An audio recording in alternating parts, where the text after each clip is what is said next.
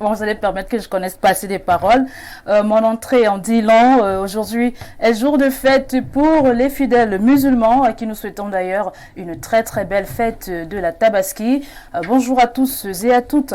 Chers téléspectateurs, c'est toujours un plaisir de vous retrouver lorsqu'il est 10h sur les antennes d'Info TV dans le cadre de votre émission Espace Miné diffusée sur les antennes d'Info TV, je le disais, de lundi à vendredi entre 10h et 11h52 minutes. Espace Miné est cet espace de détente, mais aussi cet espace où les démineurs déminent l'espace. Et ce matin encore, ils vont déminer cet espace. Aujourd'hui étant jour férié, vous n'aurez malheureusement pas droit à la revue de la presse, mais les autres rubriques restent intactes et elles demeurent. Bernardo Basson est déjà bien installé pour la dénonciation du jour et aujourd'hui, dans l'instant de l'analyse, à tout seigneur, tout honneur, on parlera de la fête de la Tabaski en revenant sur la symbolique de cette célébration musulmane. Voilà qui est dit.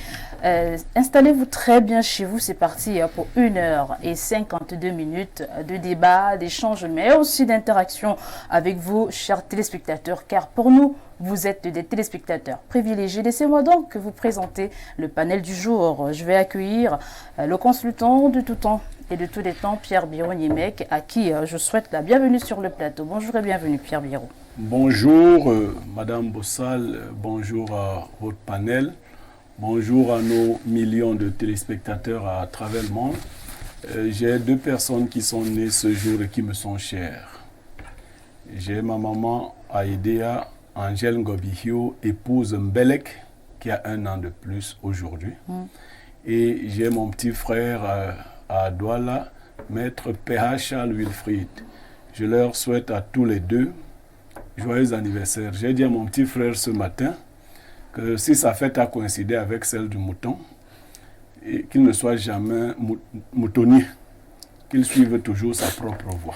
Je ne peux ne pas évoquer la belle tenue que vous arborez ce matin. Il faut dire qu'elle honore tous les fidèles musulmans qui nous regardent à travers le petit écran. Pierre Biro, vous êtes tellement bien habillé, de la haute couture. Merci. Je rends hommage à un autre fils et petit frère à moi, Jeannot et Tamé. On se comprend. Voilà. Ok.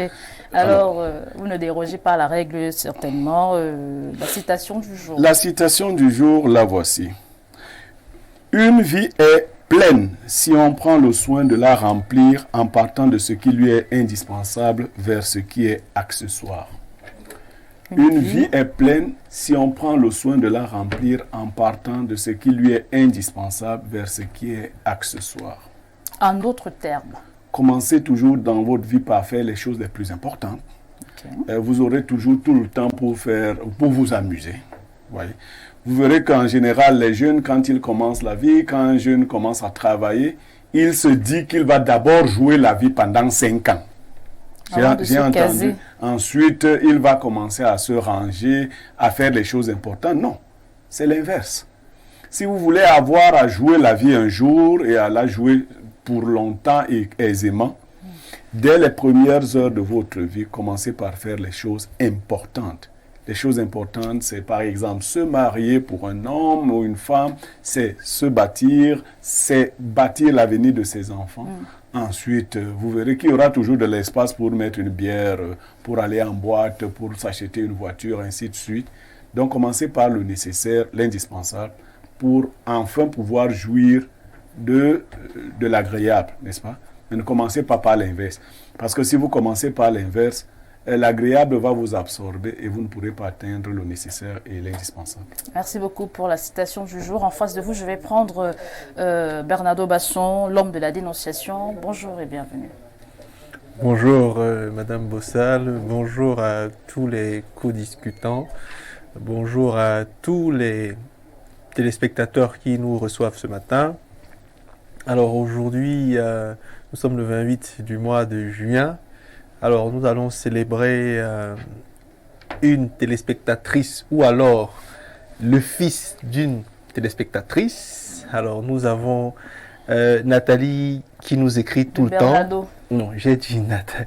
Mais elle signe Olivia, souvent Nathalie la provocation de le matin comme ça n'est pas bien, non, Olivia. Tout le monde le sait ici. Okay. Elle dit toujours Nathalie de Bernardo. Ok, Nathalie de Bernardo aujourd'hui célèbre, du moins son fils célèbre 1 an de plus aujourd'hui. Il s'appelle Schlick.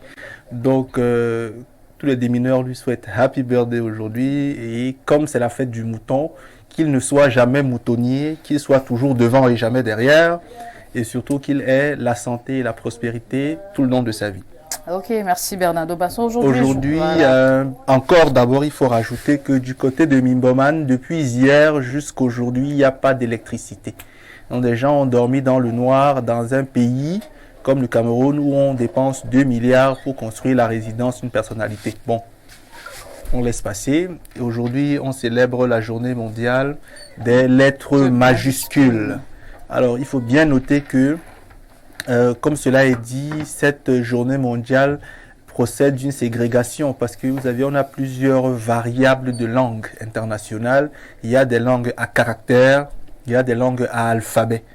Et là, à caractère, vous voyez le mandarin, le russe, etc. C'est les caractères. Et à alphabet, c'est le français, l'anglais. Voilà. Donc, on sait les lettres majuscules aujourd'hui pour les langues à alphabet. Ok, merci Bernardo Basson. Je vais maintenant accueillir une très très jolie dame qui nous fait l'honneur d'être sur le plateau ce matin. Elle est très réluisante aussi, vêtue aussi aux couleurs de la célébration du jour. Je l'appelle Ange-Marie Otou. Bonjour et bienvenue. Bonjour Olivia, bonjour cher monsieur. Merci pour l'accueil. Ah, est-ce que vous avez un mot naturellement? En fait, c'est moi qui dois vous remercier parce que vous m'honorez de votre présence sur le plateau et certainement vous avez un mot à dire à nos téléspectateurs qui vous regardent, un bonjour particulier, je ne sais pas trop, une phrase. Bon voilà, je vais dire bonjour à mon cher papa qui nous regarde, le docteur Akbe Simon Filali, du côté de l'hôpital central. Bonjour à ce monsieur qui a fait de moi ce que je suis aujourd'hui. Merci beaucoup, bonjour au papa. Et bonjour aussi à nos fidèles musulmans. Voilà. Qui sont en pleine... Ils sont à l'honneur ce jour. Qui sont à l'honneur ce jour. Merci beaucoup à Marie-Ange Otou de nous honorer de votre présence encore ce matin sur le plateau. Vous donnez de la couleur, il faut le dire. Et j'accueille juste en face de vous le grand homme Jean-Bruno Ifangono. Bonjour et bienvenue. Bonjour à vous, Olivia Bossal. Bonjour à tous vos invités qui sont mes co-discutants. Bonjour à vos milliers de téléspectateurs qui nous regardent à travers le monde. Je voudrais dire un bonjour particulier à toutes les dynamiques populations de Léré et de Koumra. Là, nous sommes au sud du Tchad. Vous savez, nous parlons aujourd'hui de la célébration de la fête du mouton, l'Aïd de El Kébir. Ce sont des personnes qui se donnent à fond pour véritablement marquer leur croyance. Je voudrais partager ce même moment en les dédiant à tous ceux qui nous regardent du côté des Kondongol. Et là, nous sommes au sud du Cameroun. Ok, merci beaucoup. Ça va faire beaucoup de problèmes et ça va déranger quelqu'un sur ce plateau. Mais qu'est-ce qu'on fait quand on sait qu'on est du Sud? Non, en fait, c'est frère. Il faut savoir s'appartenir. Vous me défiez. Bon, moi aussi, je vais saluer toutes les populations du Mbame-Inoubou, de Banen, de Bafia, de Ndikinimeki. Merci beaucoup, Jean-Bruno Ifangono, de nous honorer de votre présence ce matin. Et moi aussi, je vais sortir en adressant un bonjour particulier à une personne qui nous est chère. C'est Madame Ndjele Aurélie épouse Nga qui fête ses 1 an de plus aujourd'hui. Je lui adresse tout le chant lexical du bonheur, de la réussite et surtout beaucoup de longévité. Je vais prendre mon premier coup de pinceau.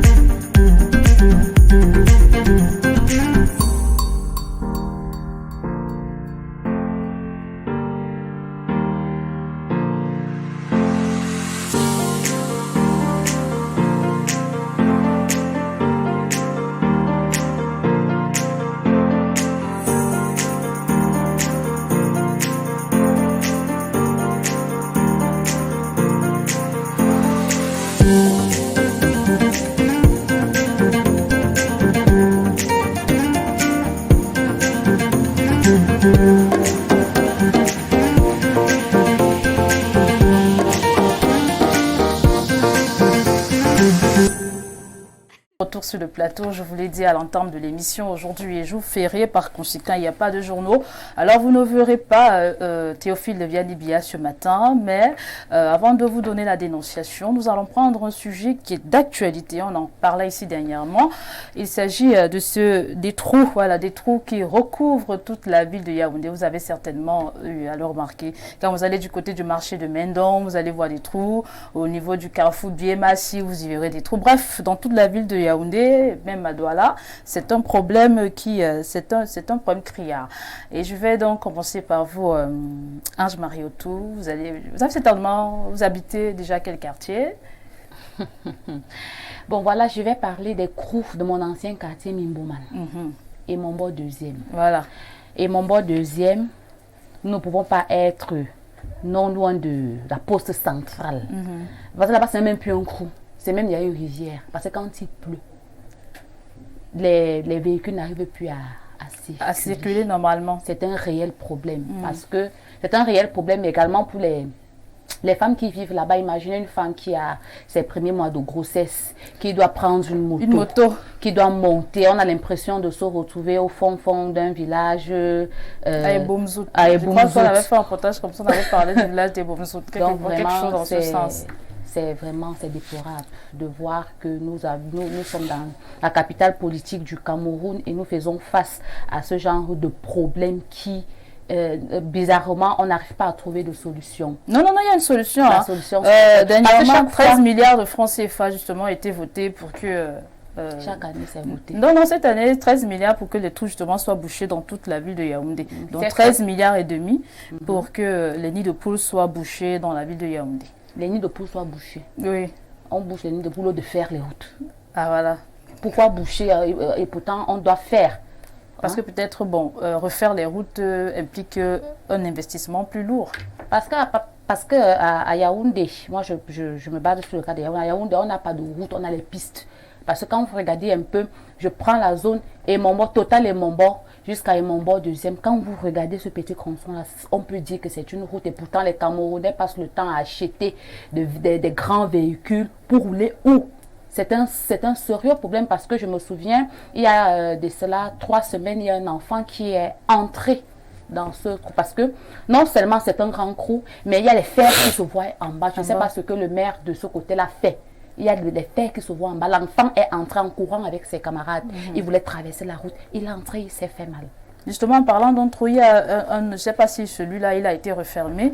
J'avais justement eu à faire un reportage. Il y a un énorme trou au niveau de la poste centrale, juste en face Camtel. Il y a un trou à l'intérieur. Le trou, même là, c'est le trou des bandits. Oui, parce que quand ils t'arrachent le sac, ils sautent là-bas. Oui, justement. J'avais interviewé quelqu'un qui me faisait savoir que lorsqu'il veut fuir ses oppresseurs, il entre dans le trou et puis se retrouve directement sur les rives du Foundji, d'après son témoignage. Merci beaucoup pour votre intervention. Bernardo Basson, dans votre quartier, il y a aussi des trous? Il y a des trous qui jonchent les rues, qui jonchent... Moi, dans mon quartier, il y en a. J'habite Mendon. Partant du tronçon, monté Jouvence, Carrefour Simbok, Carrefour Gendarmerie, marché Mendon. Je vous assure que c'est un véritable parcours de Golgotha. Olivia, votre question est fort embarrassante parce que à Etoudi, le quartier de qui on connaît, en face de l'entrée principale de qui vous savez, il y a un marché, il y a des trous. C'est-à-dire, si à Etoudi, le quartier le plus populaire du Cameroun, le quartier qui habite le numéro 1 des numéros 1, il y a des trous béants et abondants. Naturellement, dans le quartier dans lequel je vis, il y a des trous parce que moi, je suis dans une bourgade, entre guillemets. Vous voyez, donc naturellement, il y a des trous près de chez moi. Alors, pour le moment, je suis pas loin de Mimboman. Voilà. Donc, lorsque Madame Otou parle, je sais très bien de quoi elle parle. C'est un tronçon que j'emprunte régulièrement. Des fois avec Monsieur Nyemek, qui est obligé parfois de bifurquer pour pouvoir aller. Alors, du côté de Mimboman, je l'ai déjà dit ici, je l'ai déjà dénoncé ici, non loin du FECOM, il y a un petit carrefour qu'on appelle Carrefour Petit Marché Mimboman. Et là, vous avez un tronçon de pratiquement 15 à 20 mètres qui est tout le temps embouteillé parce qu'il y a quelques petits trous. Vous voyez, c'est extrêmement nauséeux pour le Cameroun, un pays comme le nôtre. Sur la question des 13 milliards et demi qui ont été suggérés pour la réhabilitation des routes, à mon sens, c'est doublement problématique. Premièrement, parce que j'ai l'impression qu'on ne veut s'arrêter qu'à boucher ce qui est là encore que reste à savoir si c'est vraiment l'intention, boucher ce qui est là sans toutefois anticiper et prévoir sur les trous qui peuvent être à venir. Parce qu'à mesure que le temps va passer, les autres voies vont s'effriter, elles vont se délabrer et donc vont créer d'autres trous. Donc l'idée de vouloir enlever de l'argent pour combler ces trous-ci sans toutefois prévoir éventuellement d'autres trous, c'est quand même assez délicat. Et la seconde chose, c'est qu'au Cameroun, quand on parle d'argent, forcément, on a un peu la boule au ventre. Parce on sait que 13 milliards et demi peut-être seront décaissés à terme, mais peut-être 1 milliard sera utilisé pour la réhabilitation de quelques 2-3. Si par chance, on a une personnalité qui meurt et qui habite de ce côté-là, vous avez vu vers la rue de la Belle-Mère, une personnalité est décédée du côté d'Anguissa, ça me semble-t-il. On a très vite fait la route en une nuit parce qu'il fallait absolument que les obsèques se tiennent de la meilleure des façons possibles. Donc si par chance, de notre côté, quelqu'un de puissant décède, on espère. Peut-être si le FECOM, c'est pas un souhait, peut-être a un souci, là il faudra que des personnalités se déplacent. Peut-être là on devra rapidement boucher pour que des gens d'un certain niveau passent sans problème pour leur grosse cylindrée. Donc personnellement, c'est une situation regrettable. Et moi je voudrais également mettre une emphase sur la question de la consécutivité à ce genre de situation. Parce que on a donc des voies d'accès qui sont moins pratiquées et moins praticables du fait de leur dégradation et implicitement on a donc des voies qui sont surchargées parce que tout le monde va s'agglutiner ailleurs pour espérer avoir un transport plus ou moins digeste pour son véhicule. Ce qui fait que les embouteillages en n'en plus finir. On n'a pas de voies secondaires et les voies principales elles-mêmes sont endommagées. Vous voyez que le problème est très profond. En plus de cela, on a encore, comme je l'ai dit, le problème d'eau. On n'a pas d'eau. Le problème d'énergie, on n'a pas d'énergie. Le problème de téléphonie mobile, Camtel, Orange et MTN font un peu de sorcellerie. Bon, c'est compliqué. On a tous les problèmes du monde. Peut-être du côté de Douala, les choses vont mieux. Même là encore, des gens se plaignent. Il y a des délestages. On peut vous couper l'électricité de 6h jusqu'au lendemain, jusqu'au surlendemain, Bernardo Basson. En tout cas, c'est extrêmement délicat, Olivier. Ok, merci à vous. Pierre Biron-Yemeg, moi je suis très curieuse de savoir qu'est-ce qui creuse, qu'est-ce qui cause ces trous-là? Pourquoi autant de trous? Qu'est-ce qui creuse la route? Pourquoi le goudron s'effrite autant? Est-ce que vous pensez que les trous n'ont que des inconvénients? Ah bon, les trous ont des avantages également? Les trous, en général, les gens aiment les trous, vous savez. Bon, sur d'autres cieux certainement, mais dans ce cas précis, nous parlons des trous qui sont sur la route. Non, moi je parle également des trous qui sont sur la route, je ne parle pas d'autres.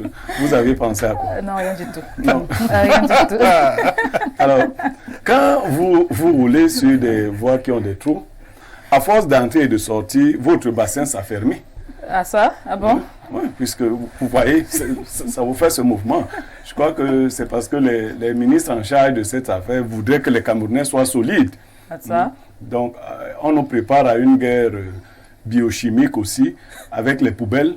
À force de humer toutes les mauvaises odeurs, ça fait que lorsqu'il y aura une guerre chimique, les Camerounais seront déjà préparés. Donc, il ne faut pas toujours voir le mauvais côté des choses. Moi, je crois que les trous peuvent être une bonne chose si on les prend dans cette phase positive du terme. Voilà, donc maintenant pourquoi il y a beaucoup de trous, c'est parce qu'en fait je vous ai dit ici que quand vous venez faire une route au Cameroun, on vous demande de ne pas bien la faire. Il y a quelqu'un qui a suggéré ici d'anticiper sur les trous qui vont sortir. Non, faut pas anticiper, ça fera l'objet d'un autre budget. Oui. Faut pas anticiper, il faut les laisser sortir. Et d'ailleurs, il faut qu'ils soient suffisamment gros pour intéresser le public, parce que vos plaintes font que l'urgence soit signalée en haut lieu. L'asphalte, ce qu'on appelle l'asphalte aujourd'hui au Cameroun, est tellement de petites épaisseurs qu'on sait à l'avance quelle est la durée de vie d'une route. Dans d'autres pays, à côté, là, le Rwanda par exemple, quand vous livrez une route, vous êtes responsable de cette route sur une période de 10 ans. Vous êtes responsable de cette route sur une période de 10 ans, au moins. Bon, chez nous, vous pouvez livrer une route. D'ailleurs, regardez toutes nos anciennes routes, celles qui ont le plus de trous, c'est des routes qui ont été bitumées. Et le bitume a donc disparu. Et quand vous voyez aujourd'hui, même si vous n'êtes pas spécialiste, l'épaisseur du bitume, en fait de l'asphalte, par rapport à la terre pleine, ce qu'ils mettent souvent, comment ils appellent souvent, la latérite, vous voyez qu'on a juste poser quelque chose qui pourrait même ressembler à du vernis. Donc ça quitte directement. Moi, j'ai eu la chance dans le quartier où je vivais, Vogada, il y a une route qu'on appelle Nouvelle Route Fanta Citron. Ceux qui sont venus faire cette route n'ont pas obéi à la règle de mal faire. Fort heureusement pour nous, dans la route la dure, malgré le fait que les jeunes frères l'utilisent comme garage, ils mettent des huiles et autres. N'allez pas vous plaindre. J'ai entendu que Yaoundé 5e était la mairie la plus propre. Et j'attends toujours de voir là où on va mettre les garages qui sont sur la chaussée en Vogada. Vogada fait partie de Yaoundé 5. Mais quand vous évoquez ça, les jeunes vous disent « Non, grand frère, toi tu as déjà ta vie, tu ne veux pas qu'on vive. » Je leur dis « Non, ce n'est pas ça le problème. C'est que ce n'est pas votre place ici normalement. Comme on est au village, tout le monde fait comme ça, vous voyez. Quand vous construisez votre maison, vous ne prévoyez pas les latrines, les toilettes. Vous êtes obligé de le faire soit en plein air, soit chez les voisins. Ce n'est pas bon. Si vous avez un voisin, vous voyez qu'il construit sa maison, vous ne voyez pas la terre sortir, allez lui demander, voisin, est-ce que tu as prévu les WC chez toi? Si vous dites non, vous dites que mais tes enfants, toi, ta femme, vous irez souvent où? Parce que c'est ça qui fait que l'environnement soit sale. Dans les familles normales, chez les hommes normaux, on commence une maison par les latrines. On creuse d'abord les fosses. Donc il ne faut pas être là où on ne doit pas être. Le garage, ce n'est pas sur la chaussée. Où que vous envoyez ce garage, puisque c'est des véhicules, je demande souvent à ceux qui garent sur la chaussée pour faire réparer leur véhicule, ils disent non, la panne m'a trouvé ici. Je dis non, tu ne vis pas ici. Tu es parti de quelque part avec ton véhicule et tu es venu le garer ici. Ça veut dire que si on excentre le garage, tu iras avec ton véhicule. S'il ne peut plus rouler, on va le remorquer vers le lieu où on doit le réparer. Ça, ce sont les choses de la ville. Mvogada est à un jeu de pierre. Vous parlez souvent de vos quartiers de Brousse, les Mimboman et tout ça. Mais le premier quartier après la poste centrale, c'est Mvogada. Mais je ne vous souhaite pas de visiter Mvogada à vol d'oiseau, c'est-à-dire dans un avion, que vous verrez sur les toitures les pierres, les sacs, les valises pour tenir les toitures. Ça donne l'aspect du village. L'affaire des pierres, c'est le propre des banlieues. Donc, alors, une banlieue en milieu de ville, il faut régler ce problème. Je ne parle pas de déguerpir, mais de rationaliser l'habitat. D'accord. Ce que moi je retiens de votre propos, c'est que les trous ne sont pas que négatifs, les trous sont aussi positifs, qu'il y a des personnes qui aiment les trous.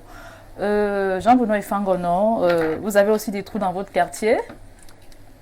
Il sera peut-être difficile de répondre par oui, parce que j'habite la Cité Verte, j'habite Foulane, j'habite aussi Oja. Bon. Vous comprenez que ça devient un peu compliqué de signifier exactement où je suis. Oui. Mais cela vous fait comprendre tout de suite que je voudrais commencer par la chute de Pierre Blériot. Rationaliser l'habitat. Les Camerounais sont aujourd'hui dans la gamme de ceux qui pensent toujours constater sans toutefois faire dans la prospection et peut-être même dans la rétrospection. Parce que c'est de ça qu'il est question aujourd'hui. Je suis très loin de vouloir faire dans le politiquement correct, mais toutefois, je voudrais vous signifier que ce qu'on nous a appris concernant l'exode rural devrait être aujourd'hui le questionnement qui peut donner toutes les réponses à nos interprétations. Est-ce que Yaoundé était préparé pour accueillir la démographie que nous connaissons aujourd'hui? Je dis non. Les routes qui ont été faites, je parle en connaissance de cause. J'ai eu la chance, une fois, ça fait relativement une semaine, à la sortie de notre entreprise, de voir comment monsieur, lui, il est dans une autre structure, enfin qui est censé nous fournir de l'eau. Vous comprenez qui je fais allusion. Il creusait donc une partie de la route qui fait notre entrée. J'ai quand même eu le temps d'aller mesurer les pêcheurs. De ces trous? Non, pas du trou. De l'asphalte. De l'asphalte, ok. Nous sommes relativement à 7 cm, ce qui n'est pas rien. Mais est-ce que ces routes sont celles qui doivent contenir et supporter le nombre de véhicules qui y passent au quotidien? Si oui. Mais la qualité, le type de véhicule qui passe, est-ce que c'est relativement ce qui a été conçu et est-ce que c'est ce qui doit être fait? Je dis non. Donc, tout ça mélangé nous fait avoir des nids de poule ou alors des nids d'éléphant, comme vous voulez le signifier tout à l'heure. Ok. Donc, c'est un peu ça. Mais maintenant, quand on nous rappelle qu'il y a une enveloppe qui a été dotée, déjà, Pas encore. Elle a été demandée. demandée. effectivement, plus Ok, de 13 Dieu milliards. merci. Mhm. Parce que là, ça va encore faire attendre. De 13 milliards. Je demande par où on va commencer. La route d'Oja, Mimboman. celle des Foulanes ou bien celle de la Cité Verte. Mhm. Madame le ministre dit que tous les maires ont fait le bilan des trous. Oui. Qu'il Le y a- bilan des trous. Oui, oui, il s'agit de boucher les trous. Donc tous les trous qu'il y avait dans leur mairie ont été répertoriés. Ce qui, Et madame la ministre va les faire boucher si on lui donne 13 milliards et demi. ce qui me semble encore très difficile et même incompréhensible parce que moi je connais certains trous qui ne sont pas Bouchable ou bien répertorié. qui ne sont pas répertoriés et qui ne sont pas bouchables aussi. Là, il va falloir peut-être 6 camions. Il y a certains trous, il faut 6 camions pour véritablement les boucher. Elle a parlé des Mombo. Je ne sais pas si vous connaissez même l'endroit. Oui, je connais très bien, je connais très bien. Très bien, vraiment, le tronçon. Très très bien. 6 camions, et pas les 6 roues, hein. Donc les 10 roues. Les 10 roues. Monsieur Niemek sait de quoi je parle. Là, il faut au moins 6. Alors, convertissez 6 camions de latérite, j'imagine, en ce que ça vaut quand on sait que quelque part, un camion de sable a coûté ce que ça a coûté. Maintenant, aller chercher la latérite, ça va aussi valoir ce que ça pourra coûter. Et quand on a ce nombre de trous, est-ce que 13 milliards, je trouve que 13 milliards, c'est même encore très insignifiant par rapport au nombre de trous que Yaoundé connaît aujourd'hui. Donc là encore, on nous vend quelque chose qui me semble ne pas être faisable et qui ne pourra pas correctement mettre les Camerounais à l'abri des secousses. C'est vrai qu'on nous fait aussi comprendre aujourd'hui que les trous ne sont pas mauvais, mais je voudrais rappeler que ceux qui laissent volontairement ces trous n'ont rien à voir avec nous qui sommes dans les Makamazou. Les Makamazou, les Donc, sous-quartiers. parce que chez nous, non, les Makamazou, c'est un style de voiture. Vraiment, Ah, ok. les amortisseurs sont complètement... Ah, ok. Comme les OPEP là. Ok, l'OPEP. Vous comprenez? Oui, je Donc quand ça comprends. fait une bulle, comme je disais tout à l'heure, Tu ressens ça. après. Moi, chez eux, c'est... Ça solidifie le bassin, c'est ce que j'explique. Mais monsieur Fangono, quelque part, vous vous trompez un peu. Hein. Ah bon? Oui, parce que vous donnez l'impression que les 13 milliards sollicités seront destinés à la réhabilitation de cette trou-là. Non, vous donnez l'impression que non, c'est insignifiant. Donc pour vous, cet argent libéré sera vraiment utilisé pour boucher les trous. Mais c'est ce que j'imagine. C'est ce que j'espère. Non, ce n'est pas bon, hein, monsieur Mais Fangono. c'est ce qui est Non, dit, ce n'est pas c'est bon. ce qui est dit Non, sur la non, demande. il ne faut pas faire Ce ça. n'est pas de moi. Ça va aller boucher les trous des poches, comme c'était l'on dit ici l'autre jour. Oui, c'est le plateau Il y a les restaurant. trous sur la route et les trous des poches. Ça va aller boucher quelques trous de poche et puis on va rester tranquille. Non, monsieur Fangono, il faut laisser. Regardons comme on a vu là. Attendons qu'on donne l'argent. On va l'applaudir. Moi, j'ai- En 2021, on va voter. Moi, j'ai toujours espoir parce que quand on vient avec un projet, je me dis qu'il va arriver à Il va terme et aboutir. qu'il va nous produire des effets positifs. Voilà pourquoi je dis que je réclame encore qu'on ajoute même quelque chose sur les 13 milliards et Ok. demi. Parce que pour Vous moi, avez espoir. honnêtement, 13 Non, il est milliards et demi, ça ne optimiste, peut pas Jean boucher Bruno. tous les trous des Bon, Yaoundé. ça veut Monsieur dire- Fangono, c'est ça le problème. Monsieur Fangono, ce week-end, j'ai choisi la formation politique pour laquelle je vais militer en 2025. Bon, je suis à trois formations qui m'intéressent. Je n'ai pas encore décidé de laquelle. Parmi ces formations, parmi les 3, je vais citer une, mais elle n'est pas définitive. C'est le CPP. Vous savez pourquoi? Hein? Parce que Madame Kawala, vous savez, elle n'est pas très grande par la taille, c'est pas insultant. J'estime donc que son estomac n'est peut-être pas également très grand. Donc elle sera moins vorace. Elle sera moins Elle n'a affamée. pas plus Elle va... voilà. Oui, vous voyez. Donc juste parce qu'elle est petite par la taille et parce que son estomac peut être petit, je peux estimer que bon, si je m'intéresse à son parti, si elle est chef de l'État, elle peut moins voler, le Cameroun peut mieux se porter. Parce que des gens qui sont peut-être très grands ou qui ont des gens autour d'eux qui sont très très grands, ont des estomacs très longs et sont très voraces. Donc vous voyez, il faut réfléchir stratégiquement. La guerre, c'est le plan. Ok. Vous avez terminé ou vous Non, lâchez- il a parlé juste d'un parti politique. J'attendais Non, les deux autres, j'observe encore. Ça ne soit une publicité focalisée sur, Non, j'observe encore pour les deux autres. Je les tais pour le moment. Ok, J'ai dit d'accord. toi. Jean Bruno, vous avez terminé ou vous ajoutez Oui, quelque chose? J'ai dit tout simplement que véritablement 13 milliards, oui, mais est-ce que 13 milliards peuvent nous faire sortir des trous? Je ne pense pas. Honnêtement, quand on sait le nombre de trous et surtout les trous énormes qu'il y a dans la ville de Yaoundé, je pense que ça sera un peu difficile, sauf si on va me dire le projet est à long terme, parce que c'est aussi ça au Cameroun. Hein. On peut initier un projet aujourd'hui qui est à court terme et puis on vous dit on l'a rallongé peut-être de 2 ans, de 3 ans parce qu'on n'a pas pu atteindre les objectifs escomptés. Bon, peut-être à ce niveau, on pourra me dire on va continuer avec le projet pour le budget de 2024. Peut-être là encore, ça pourra aller. Merci beaucoup Jean-Bruno Ifangono pour votre intervention. On va prendre ces premiers avis des téléspectateurs. Bonjour Olivia, bonjour Blériot et tout le panel. Je remercie Bernardo pour la dénonciation sur les animaux errants. Il y a quelque temps, j'avais écrit pour dénoncer l'attitude des gens de mon quartier. Je suis heureux qu'ils m'aient suivi car leur comportement a totalement changé. Ils se sont assagis et les poules sont fermées ainsi que les chèvres et autres. Je les vois aller chercher les herbes en brousse pour amener pour ces bêtes. Conséquence des cultures poussent et c'est tout à l'honneur de votre émission. Merci encore pour les trous sur les routes. Laisse seulement Olivia. C'est Pierre-François depuis Colbison. Bonjour le panel, je voudrais juste féliciter l'esprit de créativité de Pierre Blériot qui après la théorie du danger de Rigaud vient de nous produire la théorie du trou. C'est Eric de Happy de Koundoum. Vraiment. Bonjour le panel, pour le problème de route dont vous parlez, là, il n'y a aucune bonne route à Yaoundé. C'est quand même honteux.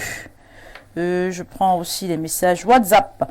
Bonjour à vous et à votre panel. Le Mindu a budgétisé 2 milliards cette année pour boucher les nids de poules de Yaoundé et Douala. Qu'elle commence d'abord avec ça, qu'elle laisse les 13 milliards et demi. C'est Arnaud depuis Obidi.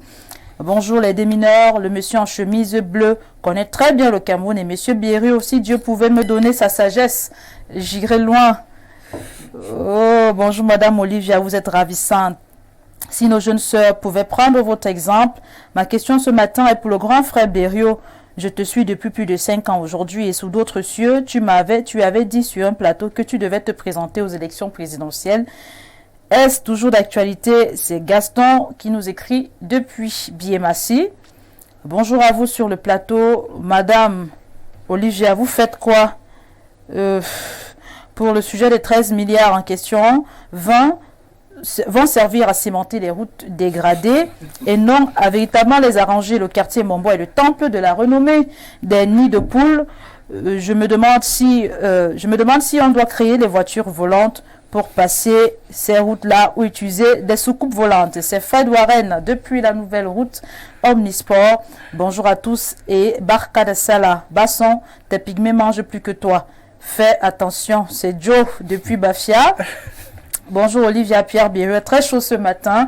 Le problème des routes est magique. Que Dieu nous garde. Dites à Bernardo de répondre au petit qui lui écrit sur Twitter. Depuis, s'il vous plaît, je cherche à le rencontrer. Bonjour la poupée nationale, bonjour le sucre national et bonjour à tout le plateau Yaoundé. C'est le pandémonium, le lieu par excellence de la souffrance concernant les routes. Moi, je suis un transporteur, mais ça fait pitié, j'en perds les roues. Sébastien depuis Bitin. L'affaire des trous avec vous concernant vraiment la route. C'est une question qu'un téléspectateur vous posait. Pierre Birogne, mais tu n'es pas clair avec les trous là. C'est Patrick depuis Yokadouma. Bonjour à la belle Olivia. À Abidjan, depuis 1985, il n'y a pas de nid de poules sur les boulevards, les autoroutes. Je vous raconte une histoire vraie. Le constructeur du pont Houphouët-Boigny voulait faire un pont minimaliste. Heureusement que le président Houphouët-Boigny visitait lui-même les chantiers. Et il a donné 48 heures au maître d'œuvre pour refaire dans les dimensions prévues. 48 heures plus tard, l'infrastructure a été réalisée en respectant les normes. Moralité, un pays africain en construction dont le président ne visite pas les chantiers est un pays où les infrastructures sont d'une médiocrité déconcertante. Le message n'a pas été signé, mais il nous vient de la Côte d'Ivoire. Bonjour à la dynamique équipe d'Espace Miné, savamment modérée par la digne fille du Mbam Enoubou. Je vous suis depuis longtemps en différé via la plateforme numérique YouTube. C'est avec beaucoup de plaisir que je vous regarde en direct aujourd'hui. Mon abonnement à Canal+ a été motivé en grande partie par l'envie de vous suivre. La véhémence, on n'appelle pas pendant l'émission s'il vous plaît. La véhémence, l'éloquence, la pertinence et l'intelligence de votre invité permanent Bernard Basson, le sucre national mis entre parenthèses et consultant de tout temps et de tous les temps Pierre Bérou-Niemec ne saurait laisser les esprits brillants indifférents. C'est chaud, merci Ndame qui nous écrit depuis Douala PK14. Les 100 diplômes ont construit des routes qui étaient de bonne qualité et qui duraient ensuite. Les agrégés en tout sont arrivés avec des nids de poules et des pattes d'éléphants. Concernant les trous sur les rues de Yaoundé, les sachants savants viendront avec du sparadrap et du superglue. Et après, on va nous dire que les 13 milliards et demi sont finis. C'est Gauthier depuis Ménon qui nous écrit. Je prends ce dernier message, le tout dernier. Bernardo et Blériot, vous êtes de vrais intellectuels, ne changez jamais, pas de compromission. Nous, on vous suit tous les jours sur Info TV, notre chaîne de la télé. C'est James Saint-Patrick. On se retrouve juste après. Olivier, vous voulez? Ok, oui, allez-y. Je voudrais dire quelque chose. Oui, Vous allez-y. avez posé la question à Blériot. Qu'est-ce qu'il peut faire à la cause de ces oui. nombrables que nous avons sur nos routes? J'ai commencé par vous parler de la démographie qui joue un rôle qui impacte sur la gestion de la ville, de la cité. Mais je voudrais également vous présenter certaines sociétés qui sont, je parlais tout à l'heure, d'un trou qui a été creusé justement à l'entrée de notre entreprise. Il y a d'autres trous qui sont à un nombre important dans la ville, creusés par des sociétés qui ne reviennent donc plus les boucher. Ifangono, il faut citer M. Ifangono. Dites aux Camerounais que par moment, l'entreprise qui est chargée de nous fournir de l'eau vient souvent creuser pour soi-disant faire passer des buses, n'installe pas les buses qui sont prévues et laisse ces trous béants. Parce que j'ai parlé de l'entreprise qui nous... L'entreprise qui vous voulez que ce soit Ifangono qui cite. C'est vous voulez piéger Ifangono, Bernardo Basson. C'était notre nom. Ok. Ah donc vous avez peur de faire ça. C'est Kamwata. C'est Kamwata qui creuse les trous sur la route. On attend de l'eau, on n'a pas d'eau. Bernardo vient de vous dire Agnom, il n'y a pas d'eau depuis 3 semaines. Depuis 3 semaines, il n'y a pas d'eau à Agnom. Ok, merci. Je vais prendre mon deuxième coup de pinceau sur cette belle ambiance.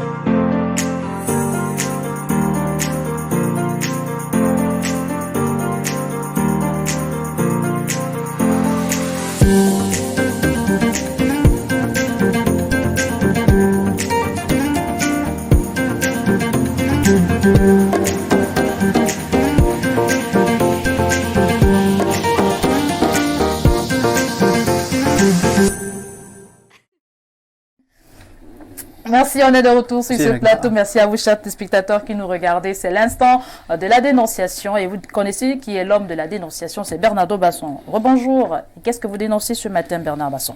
Aujourd'hui, Olivia, je vais dénoncer la méchanceté, l'imposture et le mépris des règles. Donc, je vais vous lire le texte et vous allez finir par comprendre ce que je dénonce. D'accord. Sécurité alimentaire. Malgré l'interdiction, Congèle-Cam continue d'importer des poulets congelés via des cartons de poissons. Malgré la décision numéro 0028 Minepia du 16 mars 2006 portant interdiction des importations de poulets congelés, renforcée par la décision numéro 00164 Minepia du 25 juillet 2006, a été le fruit d'une très longue lutte sociale. Elle s'appuyait sur la loi numéro 98/012 du 14 juillet 98 contre le dumping et la loi numéro 98/13 du même 14 juillet 98 instituant la concurrence déloyale.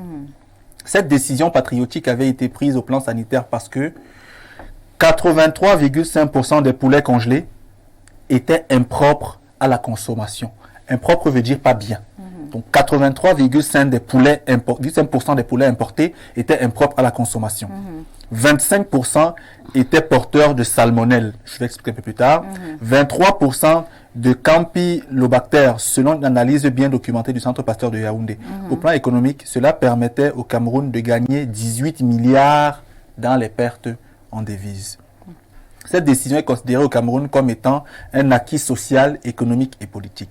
À travers cette interdiction d'importation, nous crûmes que ce serait une aubaine pour Congelcam d'investir dans la création d'une ferme industrielle qui viendrait pallier aux importations des poulets congelés et favoriserait la production locale.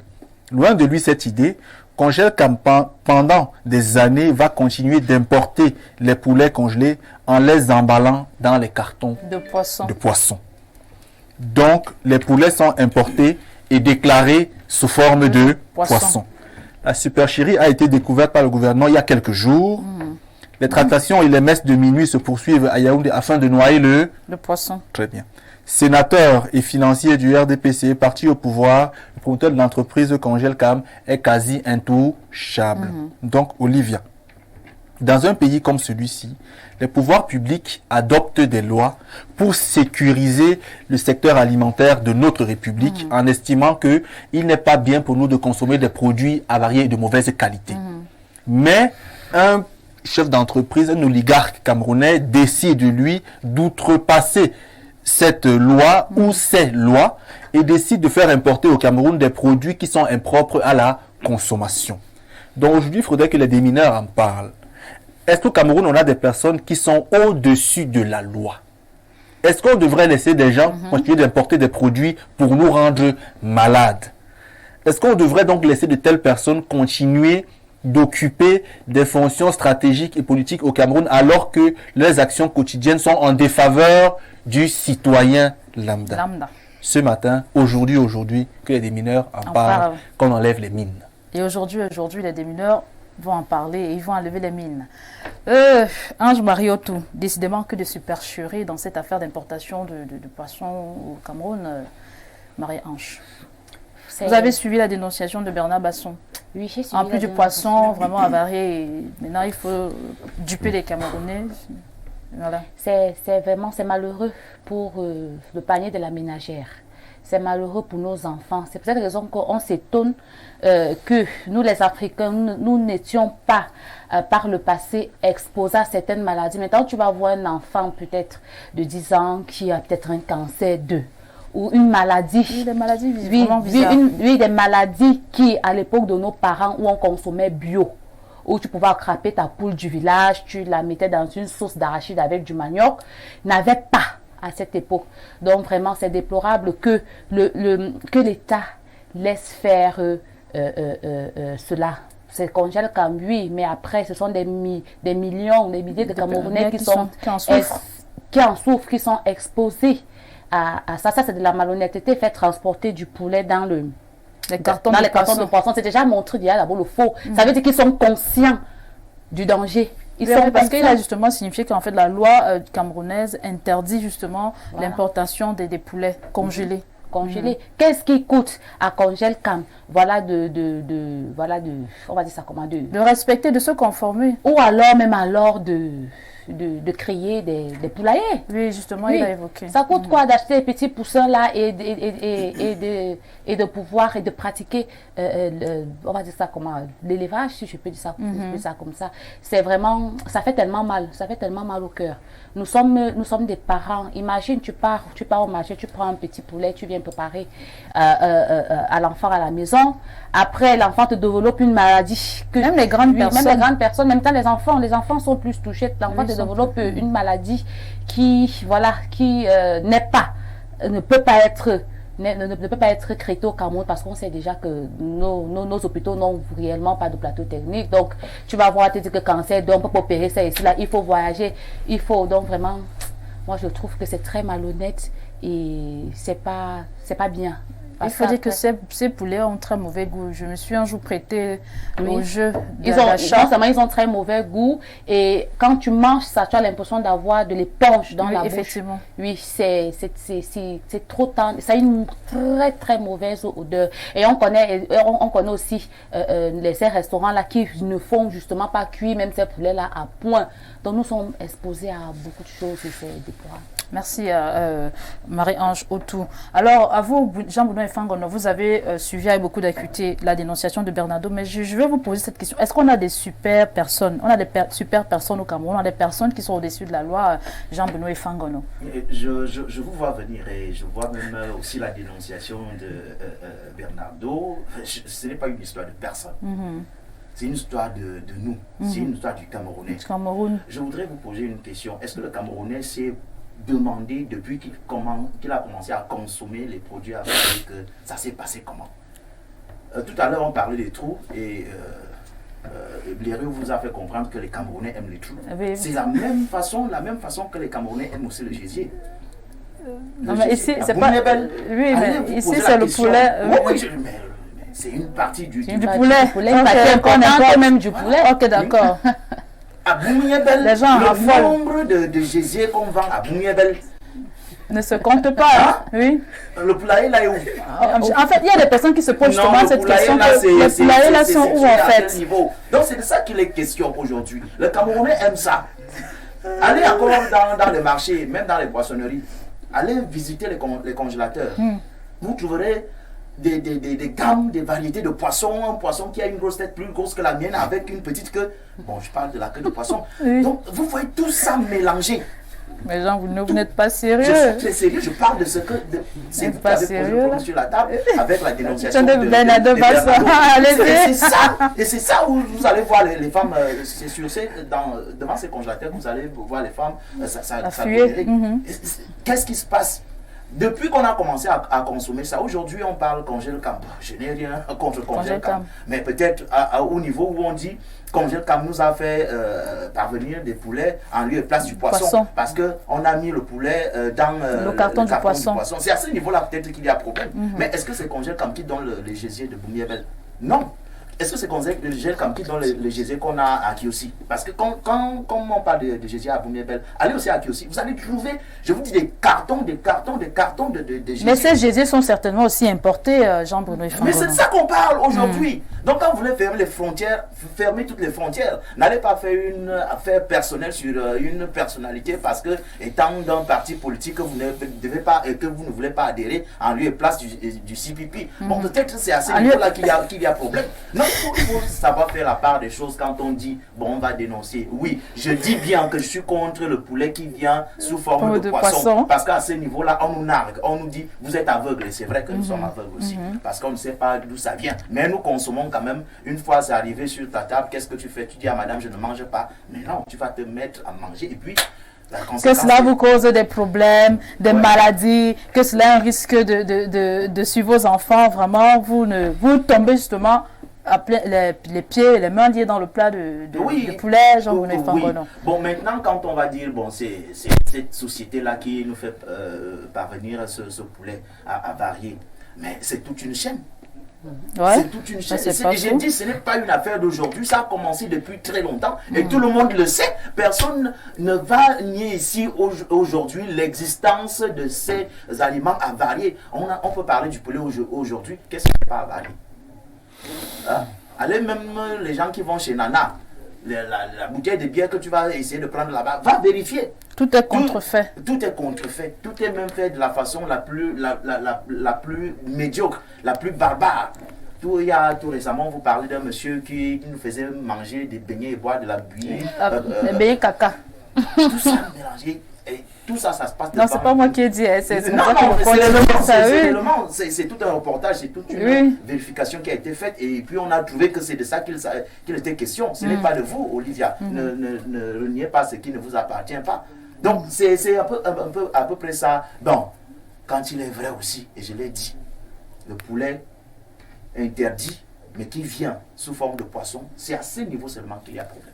Ok, merci Jean-Benoît Efangono pour votre avis sur la dénonciation de Bernardo Basson Pierre Biron-Niemer, moi je vais vous reposer la question. Est-ce qu'on a l'impression qu'il y a des personnes il y a des super Camerounais, ou alors des super sociétés qui peuvent déroger à la règle, Pierre Biron?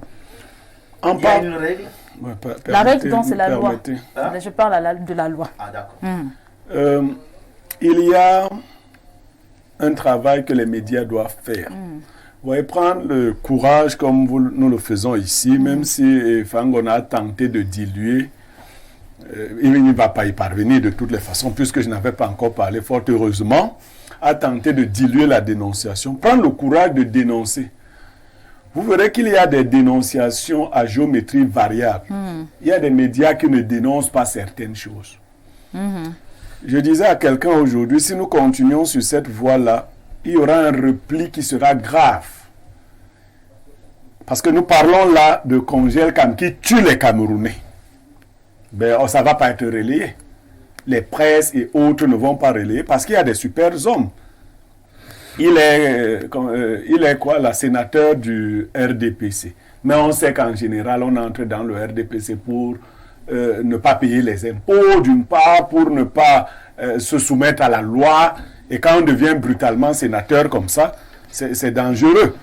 Moi, encore qu'ailleurs même, les sénateurs sont choisis différemment qu'au Cameroun. Ce n'est pas parce que tu as vendu beaucoup de poissons avariés aux gens que tu deviens sénateur ailleurs. Il faut encore voir. Bon, donc, les médias ne relaient pas de telles dénonciations pour des raisons qui leur sont propres. Et ce n'est pas bien. Quand quelqu'un vend un produit à la place d'un autre, il fait un dol d'abord. Quand quelqu'un vend ce qui est dangereux à la santé, c'est vrai, Édouard Glissant, le philosophe, disait que tout est devenu capital. Même l'humain est un capital pour eux. Il faut faire attention à ceux qui ne veulent qu'avoir l'argent. L'argent. Moi, je dis que le promoteur de Congel Kam, qui a déjà beaucoup d'argent, peut lancer des chaînes de production industrielle du poulet, du poisson. Comme on le fait au Sénégal. Il est déjà multimilliardaire, je ne sais pas combien de milliards il a.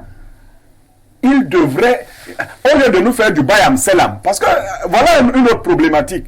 Les gens disent au Cameroun, ils sont les industriels, alors qu'ils font du bayam selam à haute échelle. Ils ne sont pas des industriels. J'entends par JICAM, ECAM, tout ça. Il faut industrialiser avec l'argent que vous avez déjà. Vous ne le faites pas. Les poissonneries, partout où vous entrez, c'est pourri ici, pourri là-bas. Quand ce poulet-là est dangereux, les scientifiques vous l'ont démontré.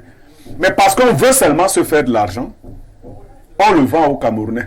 Et Jean Bruno faisait remarquer une chose. Vous savez, le pauvre contribue lui-même à sa mort, en estimant que comme il n'a pas beaucoup, quand un pauvre va au marché, très souvent, il achète la tomate avariée. La tomate qui traîne au sol. Maintenant, les maladies que cela entraîne par la suite sont plus dangereuses. J'avais j'ai un ami qui disait souvent, de moins cher coûte cher. Moi, je préfère que vous achetiez un poisson, que vous le partagez à vos enfants, plutôt que d'acheter 4 poissons pourris. Vous comprenez ça? Que vous achetiez un poisson en bon état, plutôt que 4 poissons pourris. Parce que vous avez l'illusion d'avoir mangé alors que vous êtes empoisonné. C'est vrai qu'entre poisson et poison, il suffit d'enlever juste un S. Et donc, si c'est ce que Congel Kam fait, qu'il enlève souvent le S, on lui a demandé le poisson, pas le poison. Il faut dénoncer cela. Bon, s'il est intouchable, c'est pour un temps. Vous savez, on a connu beaucoup d'autres intouchables. Vous savez que le monde peut changer. Voilà. Même le serpent peut se renverser. Il faut faire attention à ces capitalistes qui ne pensent qu'à faire du bénéfice. Vous avez suffisamment fait de bénéfices. Ayez pitié des populations. Sinon, vous contribuez au plan de l'Occident, c'est-à-dire à réduire la démographie. C'est-à-dire, les gens nous tuent à petit feu et nous collaborons à cela. Ces produits avec les OGM et autres que nous consommons, que nos enfants consomment tout petits, je vous l'ai fait remarquer ici dernièrement. Nous consommons des produits pour les hommes, donc vous qui ne voulez pas vous révolter. Ces mauvais produits contribuent déjà à la faiblesse sexuelle, vous devez le savoir. C'est pour cela que de moins en moins aujourd'hui, les hommes tiennent le coup. Le poutoulou va vous tromper pour un temps, mais la réalité va vous rattraper. La qualité de la vie sexuelle dépend de la qualité de l'alimentation. Qu'est-ce que vous mangez? Vous mangez bio. Pourquoi les vieux là, ils étaient forts? Ils mangeaient bio. Essayez vous-même de produire du poulet à même à petite échelle. Si ces gens veulent nous tuer, combattons quand même nous-mêmes. C'est ce que je voulais dire après. Ok, merci Pierre Biron et mec Bernardo Basson. Votre avis sur la dénonciation? Olivia, vous savez, malheureusement, la société est répartie, elle est régie et elle est souvent mal organisée. Idéalement, ce qui est interdit par la loi ne doit pas être fait.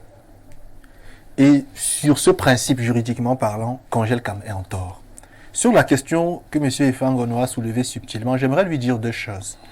La première, c'est que dans un pays qui se veut construire, qui se veut être émergent, il y a deux types de citoyens qu'on devrait avoir. Mais les deux doivent être des patriotes. Soit ceux qui se mettent au four et au moulin pour que les choses changent. Soit ceux qui restent patients, accompagnent un gouvernement vers la fin en espérant que le prochain fera changer les choses. Je suis de ceux qui choisissent de parler humblement pour que les choses changent. Je ne viens pas ici pour me faire voir, mais pour transmettre, pour éduquer autant que je peux, pour transmettre le peu que je connais. Donc, le CPP n'est pas un parti duquel je suis membre. C'est que c'est une inférence juste naïvement convoquée, mais j'ai juste dit c'est un des trois. Et c'est le troisième sur l'échelle. Il y a deux au-dessus qui m'intéressent davantage. Ça, il faut le savoir. Mais, sur le plan pratique, Olivia, sur la question du poisson, personnellement, je suis gêné parce que le Cameroun a beaucoup d'eau au large. Vous savez, moi, mon jumeau est de Batanga, Bolongo. D'ailleurs, je dis bonjour s'il nous regarde. Son père, papa Jean-André et le reste, maman Hélène. Et chez eux, il y a l'océan, il y a la mer. Congel Cam a assez de moyens pour exploiter directement le poisson là-bas. Et même aller vers d'autres eaux africaines. Parce que le gouvernement camerounais lui a fait assez de facilité.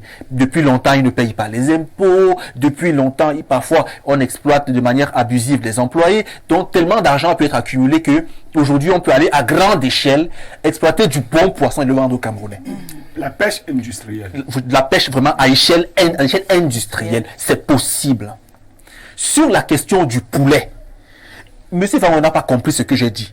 J'ai dit 83,5% du poulet qui entrait était impropre à la consommation. 25% du poulet était porteur de salmonelle. C'est une bactérie du style salmonella. 23... Pardon? Ce n'est pas de vous, c'est un constat qui a été fait par le centre Pasteur. 23 poulets, c'était poliobactère. Je dis bien, on parle des bactéries.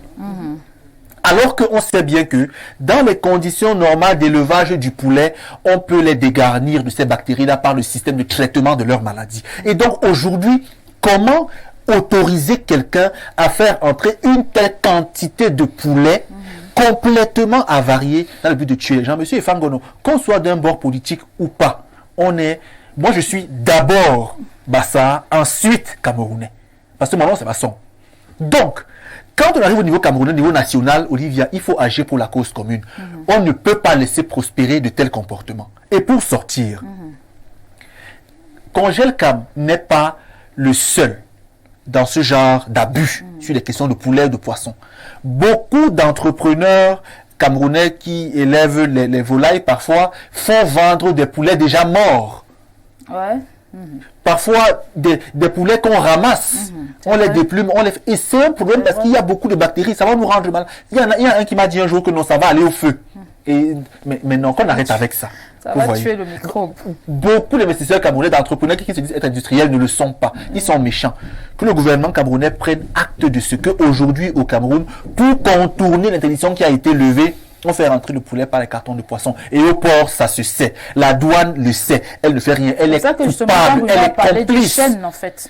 Et justement, cette chaîne doit être démantelée, Olivia, parce que si ça continue comme ça, ça ne va pas continuer comme ça. Heureusement, je voulais annoncer si je sors par là que l'opposition camerounaise va commencer à se construire en 2028. Je l'ai eu en songe. Oui, 2028. Ça, c'est le en 2025, laissez. 2028, on va commencer à émerger et la diaspora va faire changer le Cameroun. Merci Bernardo Basson. On va prendre... Vous voulez ajouter quelque chose, Jean-Bruno?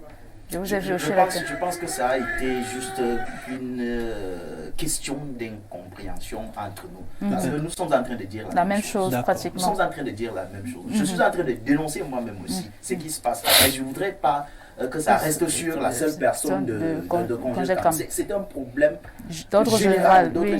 Et la chaîne là, elle est très très longue et bien huilée. Oui. Donc, s'il va falloir commencer à démanteler, à refaire ça, il faut... C'est pour cela que je vais vous interrompre. La faute commune ne crée pas le droit. On va commencer quelque part et on va commencer par Congel-Cam. C'est le plus gros. Et pourquoi ne pas commencer par nous-mêmes? Non, on va commencer quelque part. Il ne faut pas diluer ça. Moi, je vous avais dit ici que quand on avait tué Martinez, ma revendication, c'était justice pour Martinez. Je ne voulais pas savoir si Martinez insultait les gens. Je voulais d'abord qu'on fasse justice à Martinez. Dans le cas d'espèce, celui qui a pignon sur rue, celui qui est le plus représentatif de cette situation, c'est Congel-Cam. On va commencer par lui. Ensuite, les petits là. Vous savez, lorsque vous avez fait tomber les baobabs, en tombant, les baobabs ont souvent l'habitude d'emporter les petits arbres. Les Bakoko ont une chanson, Ngalo. Je vous chanterai ça après. Un autre jour. D'accord, merci Pierre Béot. Ok, merci beaucoup Jean-Benoît Fangono. Merci aussi à Maria-Ange Otou pour votre avis sur la dénonciation. On va prendre ces messages des téléspectateurs. Je suis d'accord avec la dénonciation de Bernardo. Je suis d'accord que le promoteur de Congel-Cam est malhonnête. Mais savez-vous qu'une belle manière de tuer le poulet congelé, c'est de sensibiliser les populations afin qu'elles n'en achètent plus.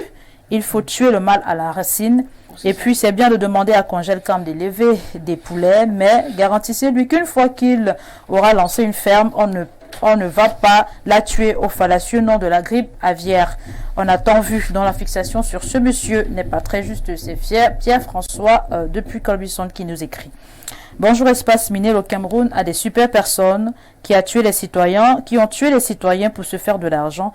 Et je veux avoir le numéro de Bernardo Basson. Et Fangono, comme il y a contrefaçon des bouteilles de jus, on doit se laisser faire parce que c'est une personnalité. Les gens doivent mourir d'une consommation impropre. C'est Patrick de Piodia qui interpelle Fangono. Bonjour Olivia et à tout ton riche panel. S'il vous plaît, dites au très cher grand frère Bério que j'ai besoin de son contact, c'est Conrad. La ville de Yaoundé doit certainement avoir beaucoup de trous. Niemek à lui seul 5 trous chez lui. Vraiment, je ne pas rire parce que là, c'est comme Pierre Niemek, c'est la star de ce plateau, vraiment, je ne sais pas trop. Et vraiment, voilà, avec ses sorties fantastiques, comme j'ai souvent l'habitude de dire. Bonjour Basson, parle de 3 semaines sans eau à Niom. Le quartier d'Amas a 6 mois sans eau. C'est Victorien depuis Yaoundé. Monsieur Blaise Moussa vous a entendu. Bonsoir le panel, si les Camerounais se plaignent tous les jours, les problèmes d'eau, d'électricité, le corps d'éducation et celui de la santé, ça ne va pas. Mais les gens du RDPC sont toujours en train de se défendre comme si le Cameroun n'a aucun problème. Je vais aller sur WhatsApp. Voilà, trop de messages. Bonjour à tout le panel, je salue Monsieur Efangono et Sono, Armand Ulrich, son camarade. Il demande votre contact, Jean-Benoît Efangono. Bonjour le panel, très belle émission, coup de chapeau à Bernardo et à Bério. Besoin du numéro de Bernardo pour une dénonciation. Que Dieu protège Bernardo. C'est Christian depuis Douala. Basson, qu'est-ce qu'il y a à vanter les Bassa? Ne dérange pas les tribalistes. La sublime Olivia. Bon, la belle Olivia, où vit le président du Cameroun? Excusez-moi de poser cette question. Quand il s'agit du bien-être des Camerounais, on ne l'entend pas. Si vos panélistes pouvaient expliquer pourquoi le président ne se prononce pas sur les problèmes du quotidien des Camerounais. La ravissante Olivia, pourquoi les Camerounais se détestent-ils eux-mêmes au point de ne pas se soucier de leur propre vie? Nous, les Camerounais, avons été déshumanisés et c'est écœurant. La sublime Olivia, je tiens à vous féliciter. Ok, merci beaucoup. Bernardo, bonjour chers tous, la présidente du conseil d'administration de cette entreprise est la sœur de votre voisin qui réside à Etoudi. Donc, faites attention à chaque mot qui sort de votre bouche car effectivement cet homme est intouchable pour le moment en tout cas. Bernardo, grand frère, pardon, laisse-nous avec tes rêves là. Le RDPC est invincible et le sera même en 2028. Là, c'est la futurologie qu'il pratique là. C'est une science purement évanescente, n'est-ce pas? Personne. Déliquescente. Voilà.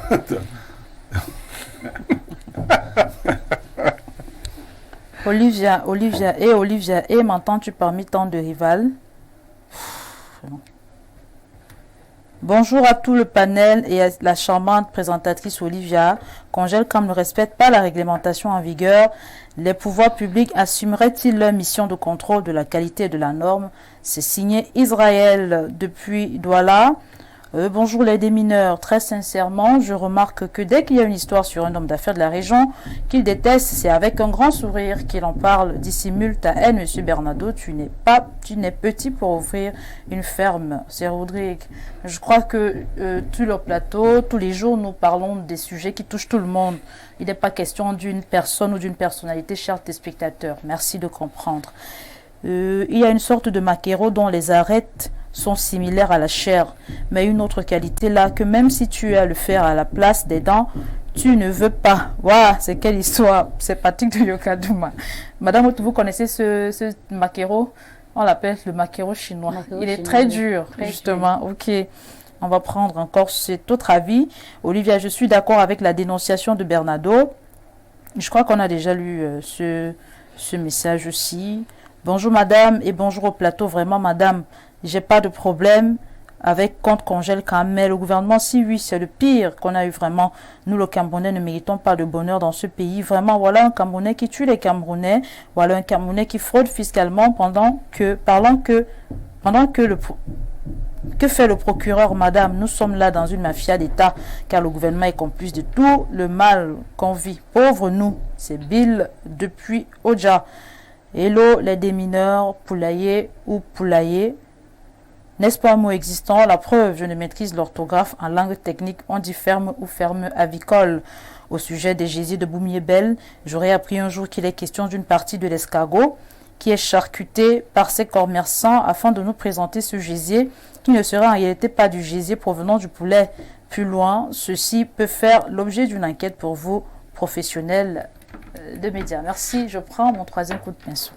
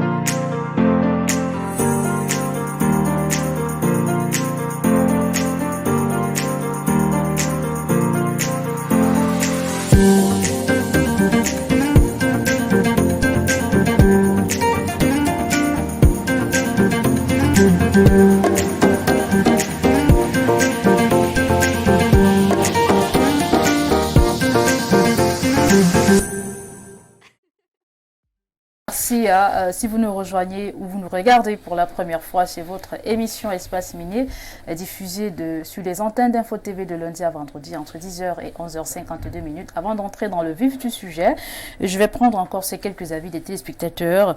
Bonjour le panel. Il n'y a pas seulement Congelcam à Ambam. Les FMO ont tapé sur un douanier qui voulait contrôler leur véhicule qui ne servait justement à ce genre de trafic. Le poisson pourri aussi par la tête. Le verre est dans le fruit. C'est signé Elundou depuis Douala. Bonjour le panel. J'aime votre émission et je vous suis chaque jour. Un salut particulier à mon ami Basson Bernard du lycée de Ndokrem de la part de Essoukdouk. Dit Francesca Dewe. S'il vous plaît, passez mon message à Basson. Ok. Bonjour à vous tous sur le plateau. Big up au dénonciateur le plus attitré de cette république. Vraiment, les Camerounais sont tous malades à cause de ce Congelcam. Quand on va expliquer ça au numéro 1, il va te regarder comment. Vraiment, il y a urgence. Ça, c'est Hermine Dodja. C'est vraiment important, Olivia. Il me faut urgemment le numéro de Bernardo Basson pour une dénonciation. Si Christian, depuis Douala, Bonjour à vous, le plateau. Par rapport à la dénonciation, il y a lieu de pousser une clameur. Les Camerounais doivent comprendre que les capitalistes se soucient très peu de la santé des consommateurs et par conséquent doivent privilégier des produits endogènes.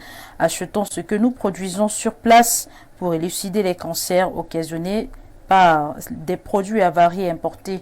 L'élevage bovin, la pisciculture et autres sont visibles au Cameroun. Consommons nos produits et tournons le dos aux produits exotiques très dangereux à notre santé. Il va de soi que personne n'est garant de notre santé et pour cela, achetons ce qui est bien pour notre santé. Il va sans dire que la société camerounaise est friande de ce qui vient d'ailleurs. Consommons Camerounais et Camerounais. Nous avons des potentialités incommensurables qui ne sont pas mises à profit et à dessein. C'est Michel Jean-Raymond. Je vous l'ai dit à l'entame de l'émission aujourd'hui, à tout seigneur, tout honneur. On revient sur la célébration de la Tabaski, la fête de la Tabaski aujourd'hui.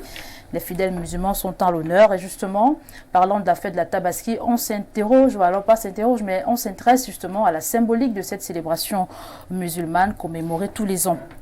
Et je vais commencer par vous, Bernardo Basson, justement pour vous demander, vous connaissez tellement des musulmans et tout, à quoi renvoie la fête de la Tabaski? Le symbole, la symbolique de cette célébration. Merci, chers téléspectateurs. Alors, Bernardo Basson, je vous demandais à quoi renvoie la célébration de la fête de la Tabaski. Elle est commémorée tous les ans. Bon, Oui, en fait, je vous demandais deux choses juste avant. La première, demander peut-être à Madame Essoudouk de vous rappeler après pour que j'ai son contact, parce que c'était une très bonne amie à moi. On était au lycée effectivement ensemble. Très jolie fille avec une peau très soyeuse, mais elle est mariée aujourd'hui.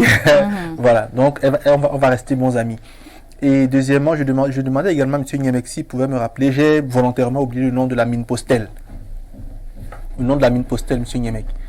C'est Madame Essoukoudou, vous avez... Non. La mine Postel, j'ai volontairement oublié son nom. Madame Libomleli King. Voilà. Lorsque Orange et MTN nous martyrisent toujours, je viens sur le plateau, je dénonce fortement ce qui se passe, les complots avec l'ART, je parle d'inceste. Là, on ne dit pas que Basson est tribaliste. La même énergie, je la mettais. Mais parce que je dénonce Congèle comme aujourd'hui, ça devient haineux, tribaliste, etc. Heureusement qu'on ne fait pas attention aux commentaires. Chacun est libre de voir la vie comme il la veut. Sur la question de la fête de la Tabaski, je ne suis pas musulman, mais j'ai quand même une idée parce que de ce que j'ai beaucoup parlé avec les musulmans par le passé et certains estimaient que c'est la plus grande fête de leur calendrier. Certains me le disaient et que le prophète Mahomet, et bénédiction d'Allah sur lui, avait eu une recommandation divine de sacrifier son fils, me semble-t-il, Ismaël. Si je dis une bêtise, pardon, vous me corrigez, ceux qui sont musulmans. Oui, donc, tu te trompes. Je me trompe. Hein. Bon, mais okay. C'est pas le prophète, mais raconte l'histoire. C'est pas le prophète. Hein. Bon. L'histoire, en tout cas, on devait sacrifier un enfant et à la place, l'ange est venu. C'est Ibrahim. C'est Ibrahim. Le Coran, c'est Ibrahim, mais dans la Bible, c'est Abraham. Nous parlons aujourd'hui du Coran. Ibrahim. Donc, qui devait sacrifier son fils et puis l'ange est venu, il a substitué l'enfant par le mouton. C'est de là qu'est partie l'idée. Mais la question même du sacrifice est une question importante en spiritualité, surtout africaine et même ailleurs. Déjà, pour plusieurs raisons.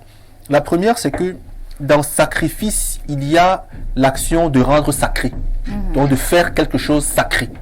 Deuxièmement, le sacrifice comporte deux variables. La première, c'est qu'il y a une offrande qui est faite à la divinité ou aux divinités. Et la seconde, c'est qu'il y a un don de soi. Ça reste toujours dans le système de l'offrande, le don de soi.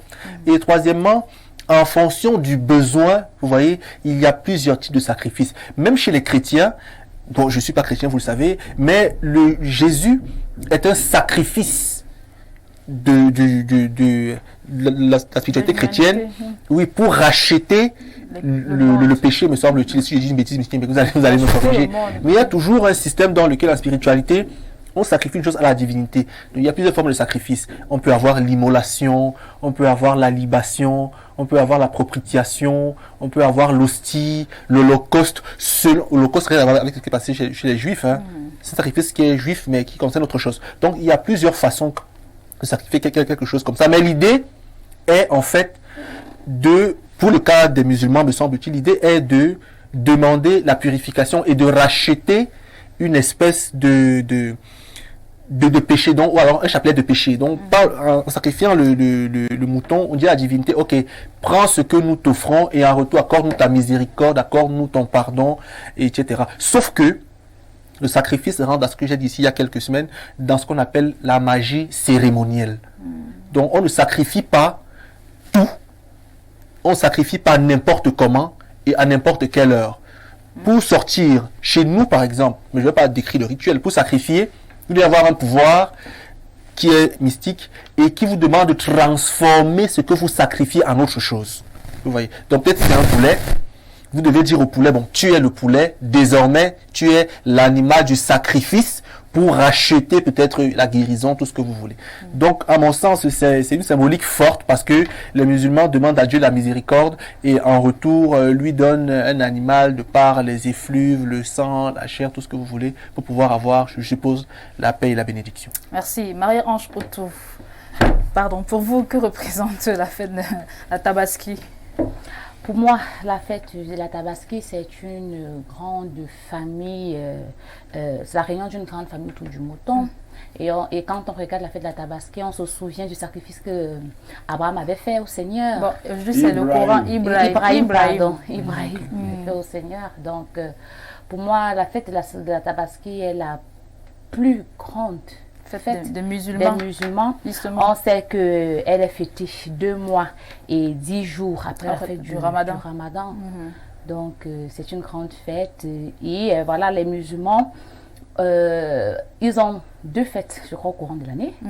Donc, ils ont la possibilité de se mouvoir. Il y a l'effervescence. Tout à l'heure, le monument J'aime mon pays va chauffer. De très belles tenues. Et on sait que la communauté musulmane est très accueillante. Durant cette journée, voilà, les portes sont ouvertes, même aux non-musulmans.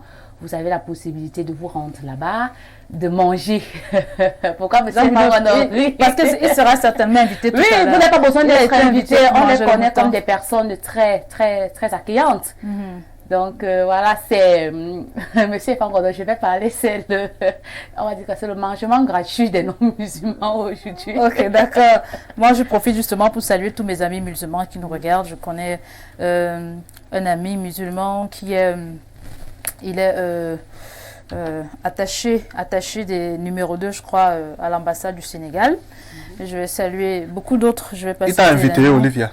Oui, je suis toujours invitée. Je suis invitée. Non, mais vous voyez que c'est pas une histoire d'Adja. C'est autre chose, mais dans le temps, tu peux y aller. Très bien. Je vais passer la parole à Jean-Bruno Fangono pour qu'il nous donne aussi l'idée qui se fait, la symbolique, nous parle de la symbolique de la Tabaski. Je connais très imprégné dans de telles festivités. Certainement, vous avez des amis musulmans, Jean-Bruno Fangono. Festivités très imprégnées, bon, d'être dans la connaissance. Oui, effectivement, justement, c'est de la connaissance dont je parle. Bon, parce que dans la célébration en elle-même, c'est souvent avec un recul que j'observe certaines fêtes dites religieuses. Oui. Aujourd'hui, nous parlons de la Tabaski. Quelque part, je m'amusais à poser la question, on va fêter tout un mouton.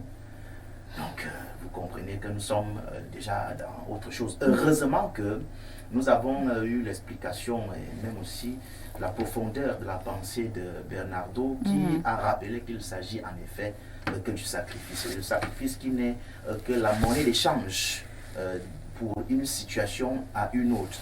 L'exemple nous vient du sauveur de l'humanité qui s'est sacrifié pour nos péchés, et c'est dans cette même idée-là que les musulmans ont pensé qu'il fallait chaque année se tenir et se dire, bon, on va immoler peut-être un mouton, et puis tous les péchés commis pendant toute l'année vont s'évaporer. Bon, c'est ce que nous imaginons. Mais à partir de là, et à vouloir nous impliquer, nous obliger à appeler Ibrahim, ça c'est... Moi je ne suis pas d'accord. Ça c'est déjà mon avis. Parce qu'il s'agit là... Peut-être par respect, comme c'est aujourd'hui, c'est la journée des musulmans. Non, c'est pas parce que je vais dire, vous l'appelez celui de la Bible, vous l'appelez Abraham, que j'ai méprisé il s'agit d'une même personne. Parce que C'est là, il peut-être faut, une il faut sorte bien de- qu'on se comprenne. Il s'agit de la D'une même même personne. personne. Il n'y a pas deux personnes qui ont voulu sacrifier leurs enfants. Il n'y a Leurs pas deux enfants, personnes. oui. C'est une seule et même personne. Donc même si j'appelle Abraham, c'est la même personne, Ibrahim. Mais maintenant, par respect obligé, que je vais dire Ibrahim maintenant. Mais je dis, fondamentalement, la fête du mouton se résume en le sacrifice. C'est-à-dire donner pour recevoir, donner pour se laver. Dans nos différentes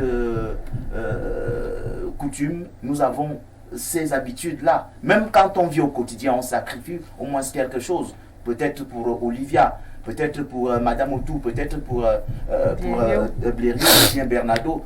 Quel que soit le cas, il y a toujours des sacrifices à toute chose. Mais la plus bonne idée qu'on doit se faire, c'est de savoir que ce n'est pas tout qu'on sacrifie, et ce n'est pas à tout moment qu'on sacrifie, ce n'est pas pour tout qu'on sacrifie. Il y a une spécificité bien établie pour des sacrifices. Et là, ce n'est pas pour me dévoiler, parce que tout le monde le sait, je suis un peu bassard et je suis boulot.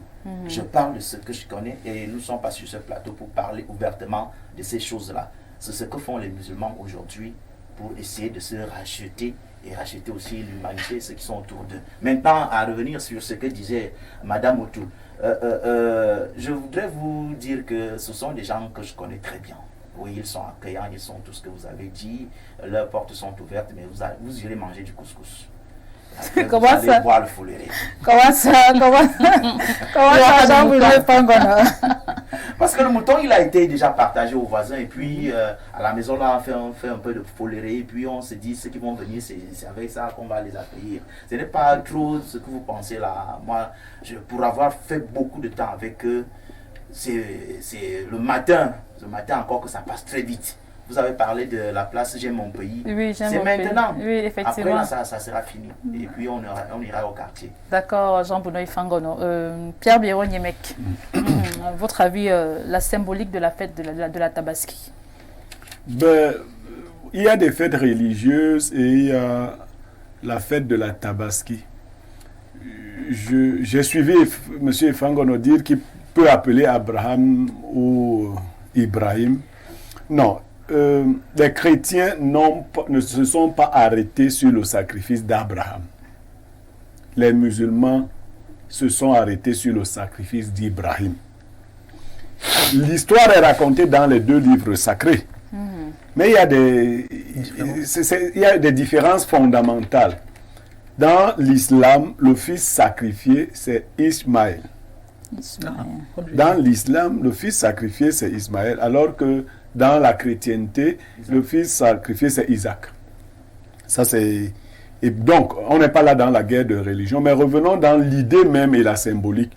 Il y a d'abord l'idée de l'obéissance totale à Allah. Voilà, Allah demande à Ibrahim de sacrifier son fils. Et Ibrahim ne résiste pas à l'ordre de Allah.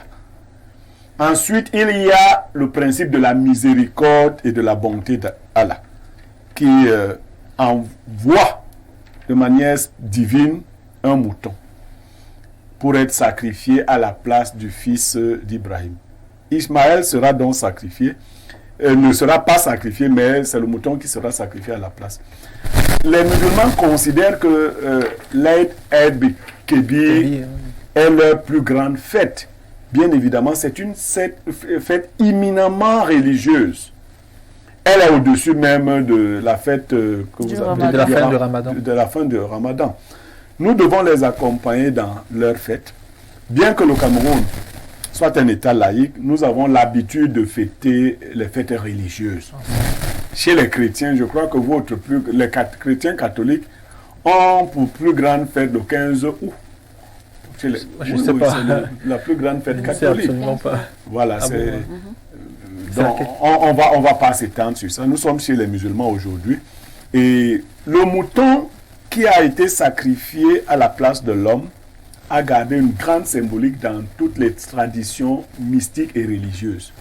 Vous verrez Fangonoki et Bassa et autres, Bernardo, et dans toutes les autres tribus, En Afrique, le mouton a une grande symbolique. C'est l'un des animaux qui se rapproche de l'humanité. Vous savez, il y a des animaux sacrificiels. Vous avez le mouton, vous avez le chien, vous avez le chat, ainsi de suite. Le bouc, le bélier. Ainsi de suite. C'est des animaux sacrificiels. Donc, aujourd'hui, comme c'est leur fête, je n'émets pas de jugement de valeur.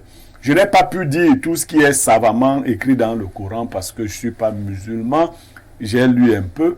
Et j'ai sollicité un très grand ami musulman à qui je souhaite bonne fête, Adamou Abba, mais il n'est pas très en forme aujourd'hui. Nous avons sollicité plusieurs musulmans pour le plateau, par exemple. Ils n'ont pas pu être disponibles, tout comme les catholiques n'avaient pas pu être disponibles récemment. Il y avait une fête religieuse là. L'affaire de Marie qui devait monter. Non, nous les sollicitions ici. Okay. On imagine qu'ils sont pris par la messe et les autres activités qui tournent autour. Je profite pour souhaiter bonne fête au docteur Omar Moussa et à tous les autres musulmans que je connais, Ngambo Adam. Ils sont tellement nombreux que je ne pourrais pas citer tous leurs noms. Alors, Olivia, il faut aussi noter, hein, l'animal qu'on choisit de sacrifier doit être un symbole de pureté. Oui. C'est pour cela qu'on a dit tout à l'heure que... Sur quoi est-ce qu'il se base pour déclarer que cet animal est pur, tel autre n'est pas pur? La nature a réglé ces questions.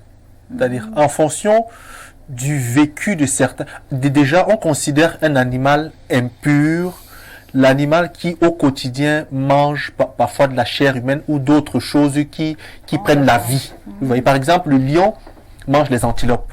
Le fait qu'il prenne la vie, qu'il prenne du sang en lui, le rend impur. Tandis que vous voyez que le mouton mange les feuilles. Vous voyez, c'est pour cela justement qu'on considère qu'en lui, il n'y a pas d'élément d'impureté. Voilà pourquoi, vous voyez, dans certaines traditions, c'est le bélier, c'est le bouc, c'est l'agneau ou c'est le mouton. C'est ces animaux qui, pour la plupart, sont herbivores.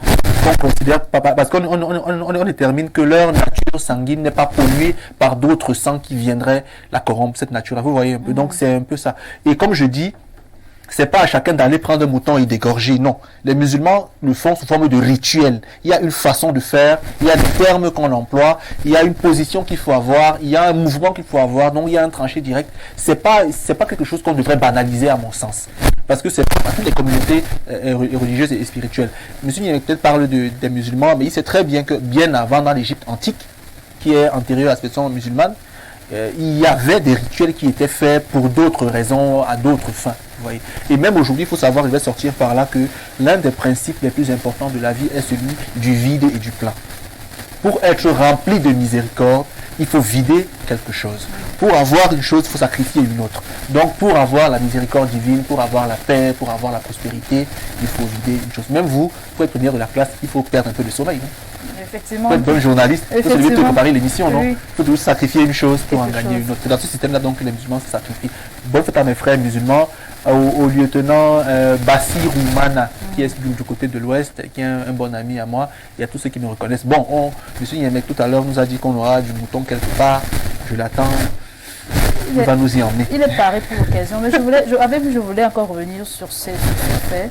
Pourquoi est-ce qu'après le sacrifice, on partage la chair du mouton? C'est quelque chose que j'ai toujours voulu comprendre. Pourquoi partager la chair, moi la viande, à tout le monde? Si c'est le voisin, viens donner ta part. Pourquoi? Qu'est-ce que cela représente? Cela n'est plus une simple viande en fait. C'est une viande qui est devenue sacrée. Ça c'est bien. Et deux, c'est une viande qui est chargée d'énergie positive et lorsque vous l'intégrez, elle vous départit d'un certain nombre de charges négatives. Et troisièmement, c'est aussi parce que dans l'idée, donnez et vous recevrez. Dieu donne la vie aux hommes gratuitement sans leur demander leur consentement. De même, quand un animal est sacrifié, on vous le partage, symbole de générosité, d'amitié. Vous voyez, donc l'idée n'est pas que c'est la viande qu'on partage, c'est que c'est un animal qui a été sanctifié. Vous voyez, et qui est partagé. Un peu comme chez les chrétiens, eux ils sanctifient le nom. Pater Noster, deuxième phrase. Que ton nom soit. Voilà pourquoi partout on vous dira que la paix de Jésus, je sais pas. Bref, que la paix soit avec vous. En fait, c'est un partage qu'on vous fait. Jésus dont l'animal sanctifié également, on vous le partage. Maintenant, un musulman pourra en dire plus parce qu'il est musulman. Oui, mais moi c'est pas transposition. C'est ce qui se fait chez nous que j'essaie de déterminer à peu près pourquoi est-ce qu'on partage la viande. Vous avez déjà eu un morceau de chair de mouton après Qu'est-ce que cela vous fait, vous, en tant que chrétienne? Vous avez tout à l'heure évoqué justement ce caractère convivial des musulmans, parce qu'ils le sont. Je me rappelle, à l'époque, j'habitais à Colbisson, on avait des voisins musulmans. La dame venait toujours nous donner, t'as dit aux premières heures qu'elle ait déjà apporté le mouton frais ou cuisiné. C'est quelque chose de charitable, parce que je ne sais pas si les chrétiens le font, mais vous, qu'est-ce que ça vous fait en tant que Les chrétiens le font, d'abord. Moi, je n'en vois pas trop. Hein. Les chrétiens le font, peut-être vous ne le faites pas, mais les chrétiens le font le 25 décembre, par exemple. Toutes les portes sont ouvertes. On accueille tout le monde. Parce que le 27 décembre, c'est la naissance de Jésus-Christ. Donc les chrétiens le font. Le font, peut-être que c'est rare, mais ils le font quand même. Mais pour le mouton, oui, j'ai déjà eu à recevoir. Et maintenant, comme M. Basson a expliqué, je ne voyais pas la chose. Je prenais du mouton et je mangeais ça. Comme ça, sans toutefois. Moi, ça m'a toujours intrigué. Sans toutefois. Parce que maintenant, est-ce que le fait de sacrifier le mouton et de donner, il faut forcément avoir un esprit pur pour le recevoir? C'est la question que je pose à... Non, de toute façon, c'est censé vous purifier, que vous soyez consentant. Donc, même si je me lève, moi, je suis musulmane. Moi, je prends un exemple banal. Je suis musulmane. Et aujourd'hui, c'est la fête du mouton. Je me lève, j'ai acheté mon mouton. Je peux aller l'égorger. Il n'y a pas, je sais pas comment on appelle ça. Il y a tout un cérémonial voilà, qui tourne toute une cérémonie. Mais il y a aussi, au-delà de ce que M. Basson a dit qui est très vrai, il y a que l'animal de sacrifice ne doit pas passer la nuit. Donc, on sacrifie en fonction de la quantité de personnes. Si la maison est trop petite pour l'animal qu'on a tué, on s'étend aux autres maisons. La chair de cet animal doit être mangée en entièreté le jour même, normalement. Du sacrifice. Le jour du sacrifice. Vous comprenez l'idée de ne pas vouloir être gourmand au point que la viande sacrificielle commence à passer des jours. Voilà, il y a cette idée-là. Donc, mais la viande de sacrifice ou la viande sacrificielle vous purifie si vous la consommez en tant que telle. Il y a une autre pratique à côté des chrétiens qui se mêlent de la fête des moutons ou d'autres non-musulmans qui achètent simplement leur mouton, le tuent et le mangent. On ne considère pas que ce soit la fête du mouton, que ce soit le sacrifice du mouton. Le mouton est sacrifié. Souvent, il y a des personnalités dans l'église, dans l'islam, qui doivent tuer ce mouton. Tout à fait. Ce n'est pas tout le monde. Ou qui doivent lancer le signal et donner l'onction à d'autres de pouvoir le faire. Donc, et ceux qui doivent tuer le mouton font un certain nombre d'ablutions avant de procéder à l'exécution de la bête. Jean-Boudou Ifang, allez-y. Je voudrais dire juste une petite chose là. Je suis d'accord avec tout ce qui a été dit, mais je me retire d'un certain concept là. La viande, alors ça va devenir une viande après. La bête sacrifiée est un plein dont on prend pour remplir un vide.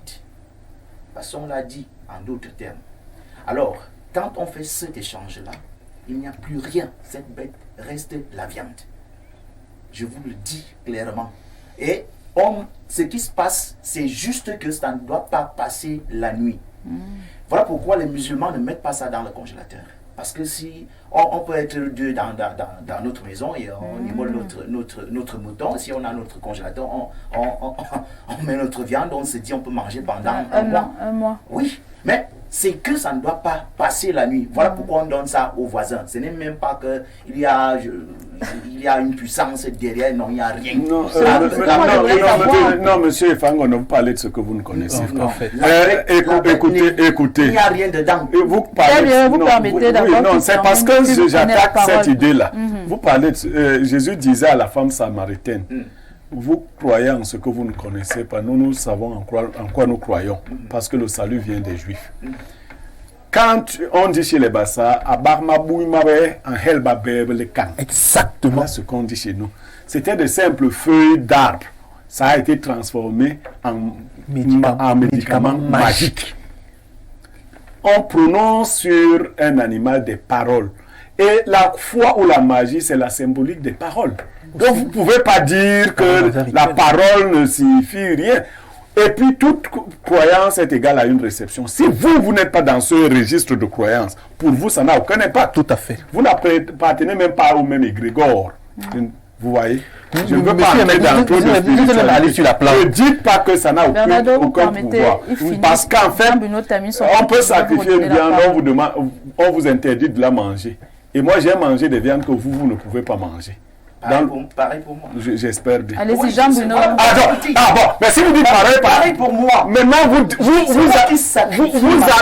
moi qui sacrifie ma bête. mais vous admettez Les connaissances qui sont donc pour le voisin. vous admettez donc que la bête sacrifiée a un pouvoir. Oui, pour le Pour concerner. le concerner, Pour le non pour concerner, la c'est personne. Jean Bruno, c'est pour le concerner, concerner. non pour le voisin. Non, on donne au voisin parce qu'on ne peut pas rester avec pendant une durée rallongée. Ce n'est que ça. Effectivement, parce que il y a dans la Bible justement, même quand Jésus voulait faire un miracle, il disait toujours que c'est ta foi qui t'a sauvé. Donc je peux vous comprendre peut-être que si la viande sacrifiée a peut-être un pouvoir, je ne sais pas si le conseiller, parce que cette personne en fait, elle a foi en cette viande. L'acte posé est un acte prémédité, est un acte dont les conséquences ne reviennent qu'aux concernés. L'entourage là n'est pas inclus. L'entourage n'est pas inclus. L'entourage est là pour accompagner. C'est ce que nous faisons. Comme nous irons manger là. Donc, parce qu'on ne m'a pas donné la viande, je dois forcément aller chez mon voisin musulman pour espérer avoir la bénédiction qu'il a reçue après la viande. Non, c'est pas ce qu'on s'est dit sur le plateau. Mais on a juste dit qu'en fait, le partage vient souvent de façon bénévole parce qu'ils justement, ils veulent le donner aux voisins, à tout le monde. C'est pas que c'est vous qui allez vous lever, allez vous rapprocher du musulman pour qu'il vous donne sa viande. Et j'insiste en disant que ça devient même une obligation pour celui qui a sacrifié sa bête de partager. Parce que ça ne doit pas dormir. Parce que ça ne doit pas dormir. Donc par moment même, ils sont forcés de le faire.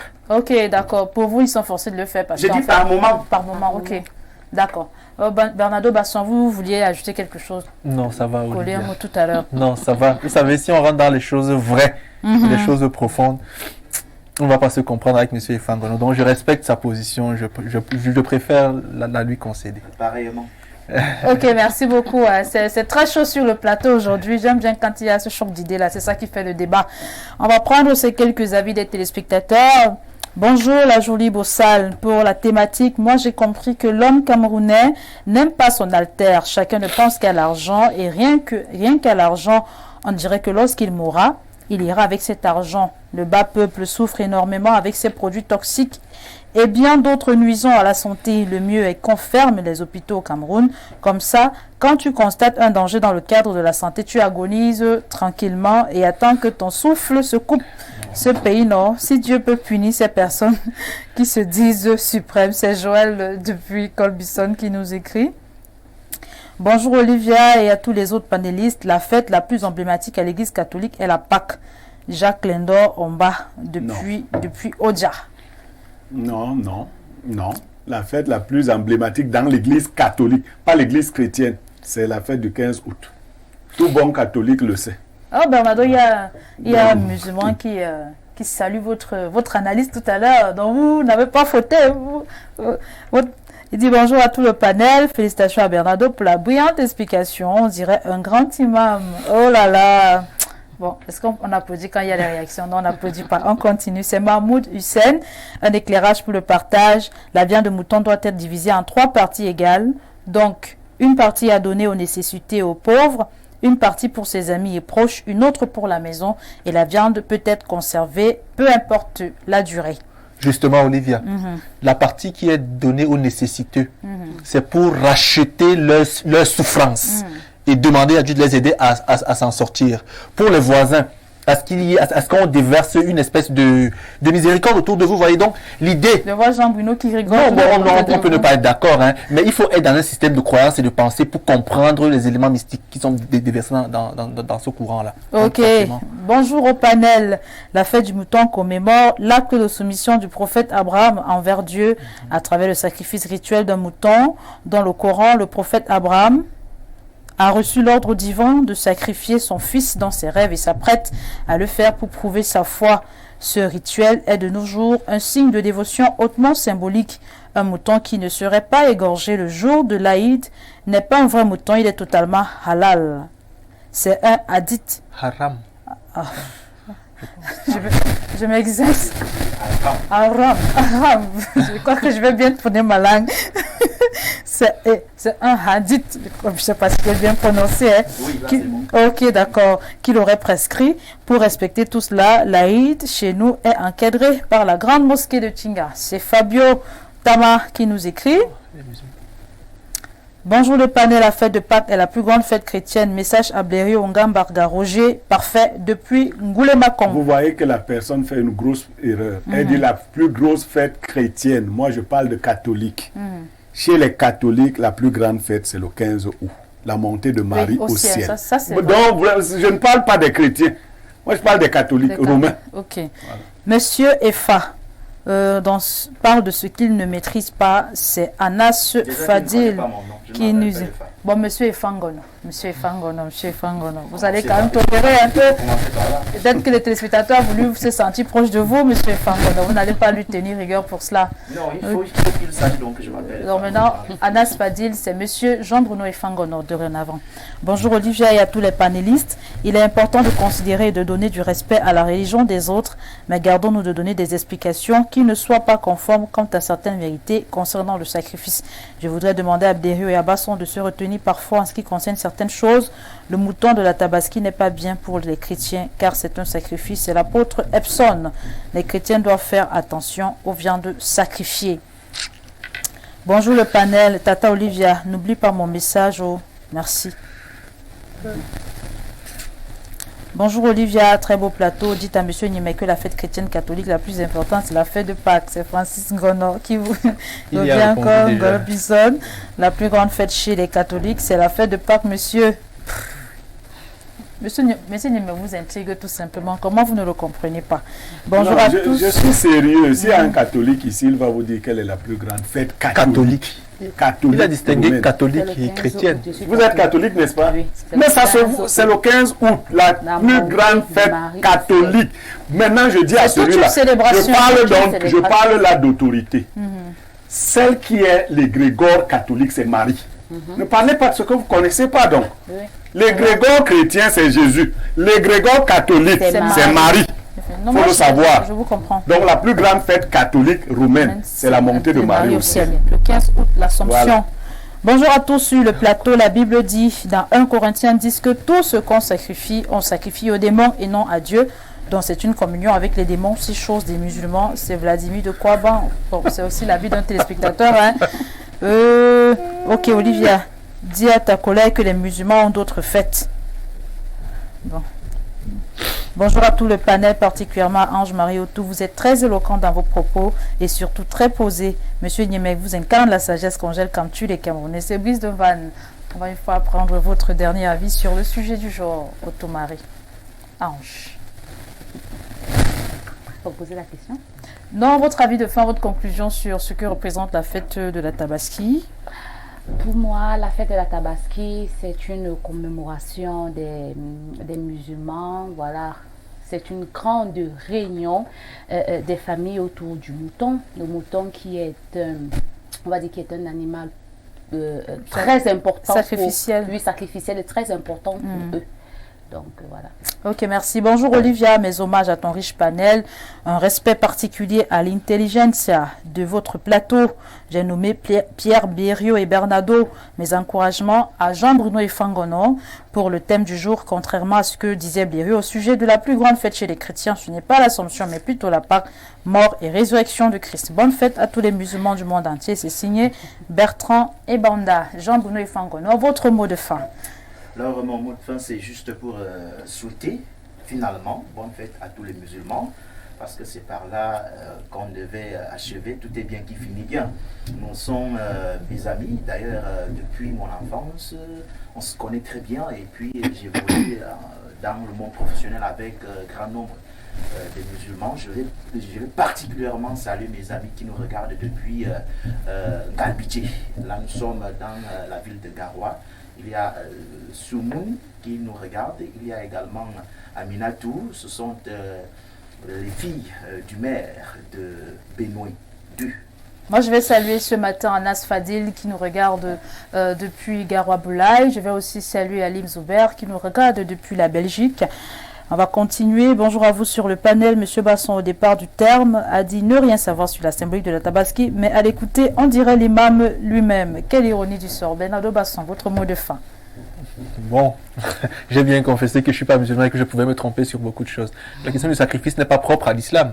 Voilà pourquoi je peux avoir quelques bribes d'informations. Ce n'est pas parce que je suis musulman, c'est parce que je fais une transposition de ce qui se fait ailleurs. Il rentre dans la dynamique principielle du sacrifice. Bonne fête à tous les frères musulmans. On espère que Allah va vous accorder tout ce que vous aurez demandé pour cette année et pour les années à venir. Bonjour au panel, je me réjouis de cette chaîne républicaine qui contribue à l'éveil des Camerounais et merci à nos consultants de toujours. Tata Olivia, j'ai besoin du contact de tonton Bernardo, j'ai une situation à dénoncer, c'est Rodrigo de Soie. Pierre Biérot, votre mot de fin. Oh, mot de fin, c'est bonne fête aux frères musulmans. Nous n'avons pas pu les avoir sur le plateau. Ils auraient dit mieux que nous. Ça c'est sûr. Donc, pardon pour les coquilles qui ont pu être les nôtres. Nous, on faisait de notre mieux. Je souhaite finalement bonne fête à Ali, qui m'a fait manger du mouton avant et qui va encore m'en faire manger aujourd'hui. Ali, je te souhaite bonne fête depuis Ngaoundéré. Il est à Ngaoundéré.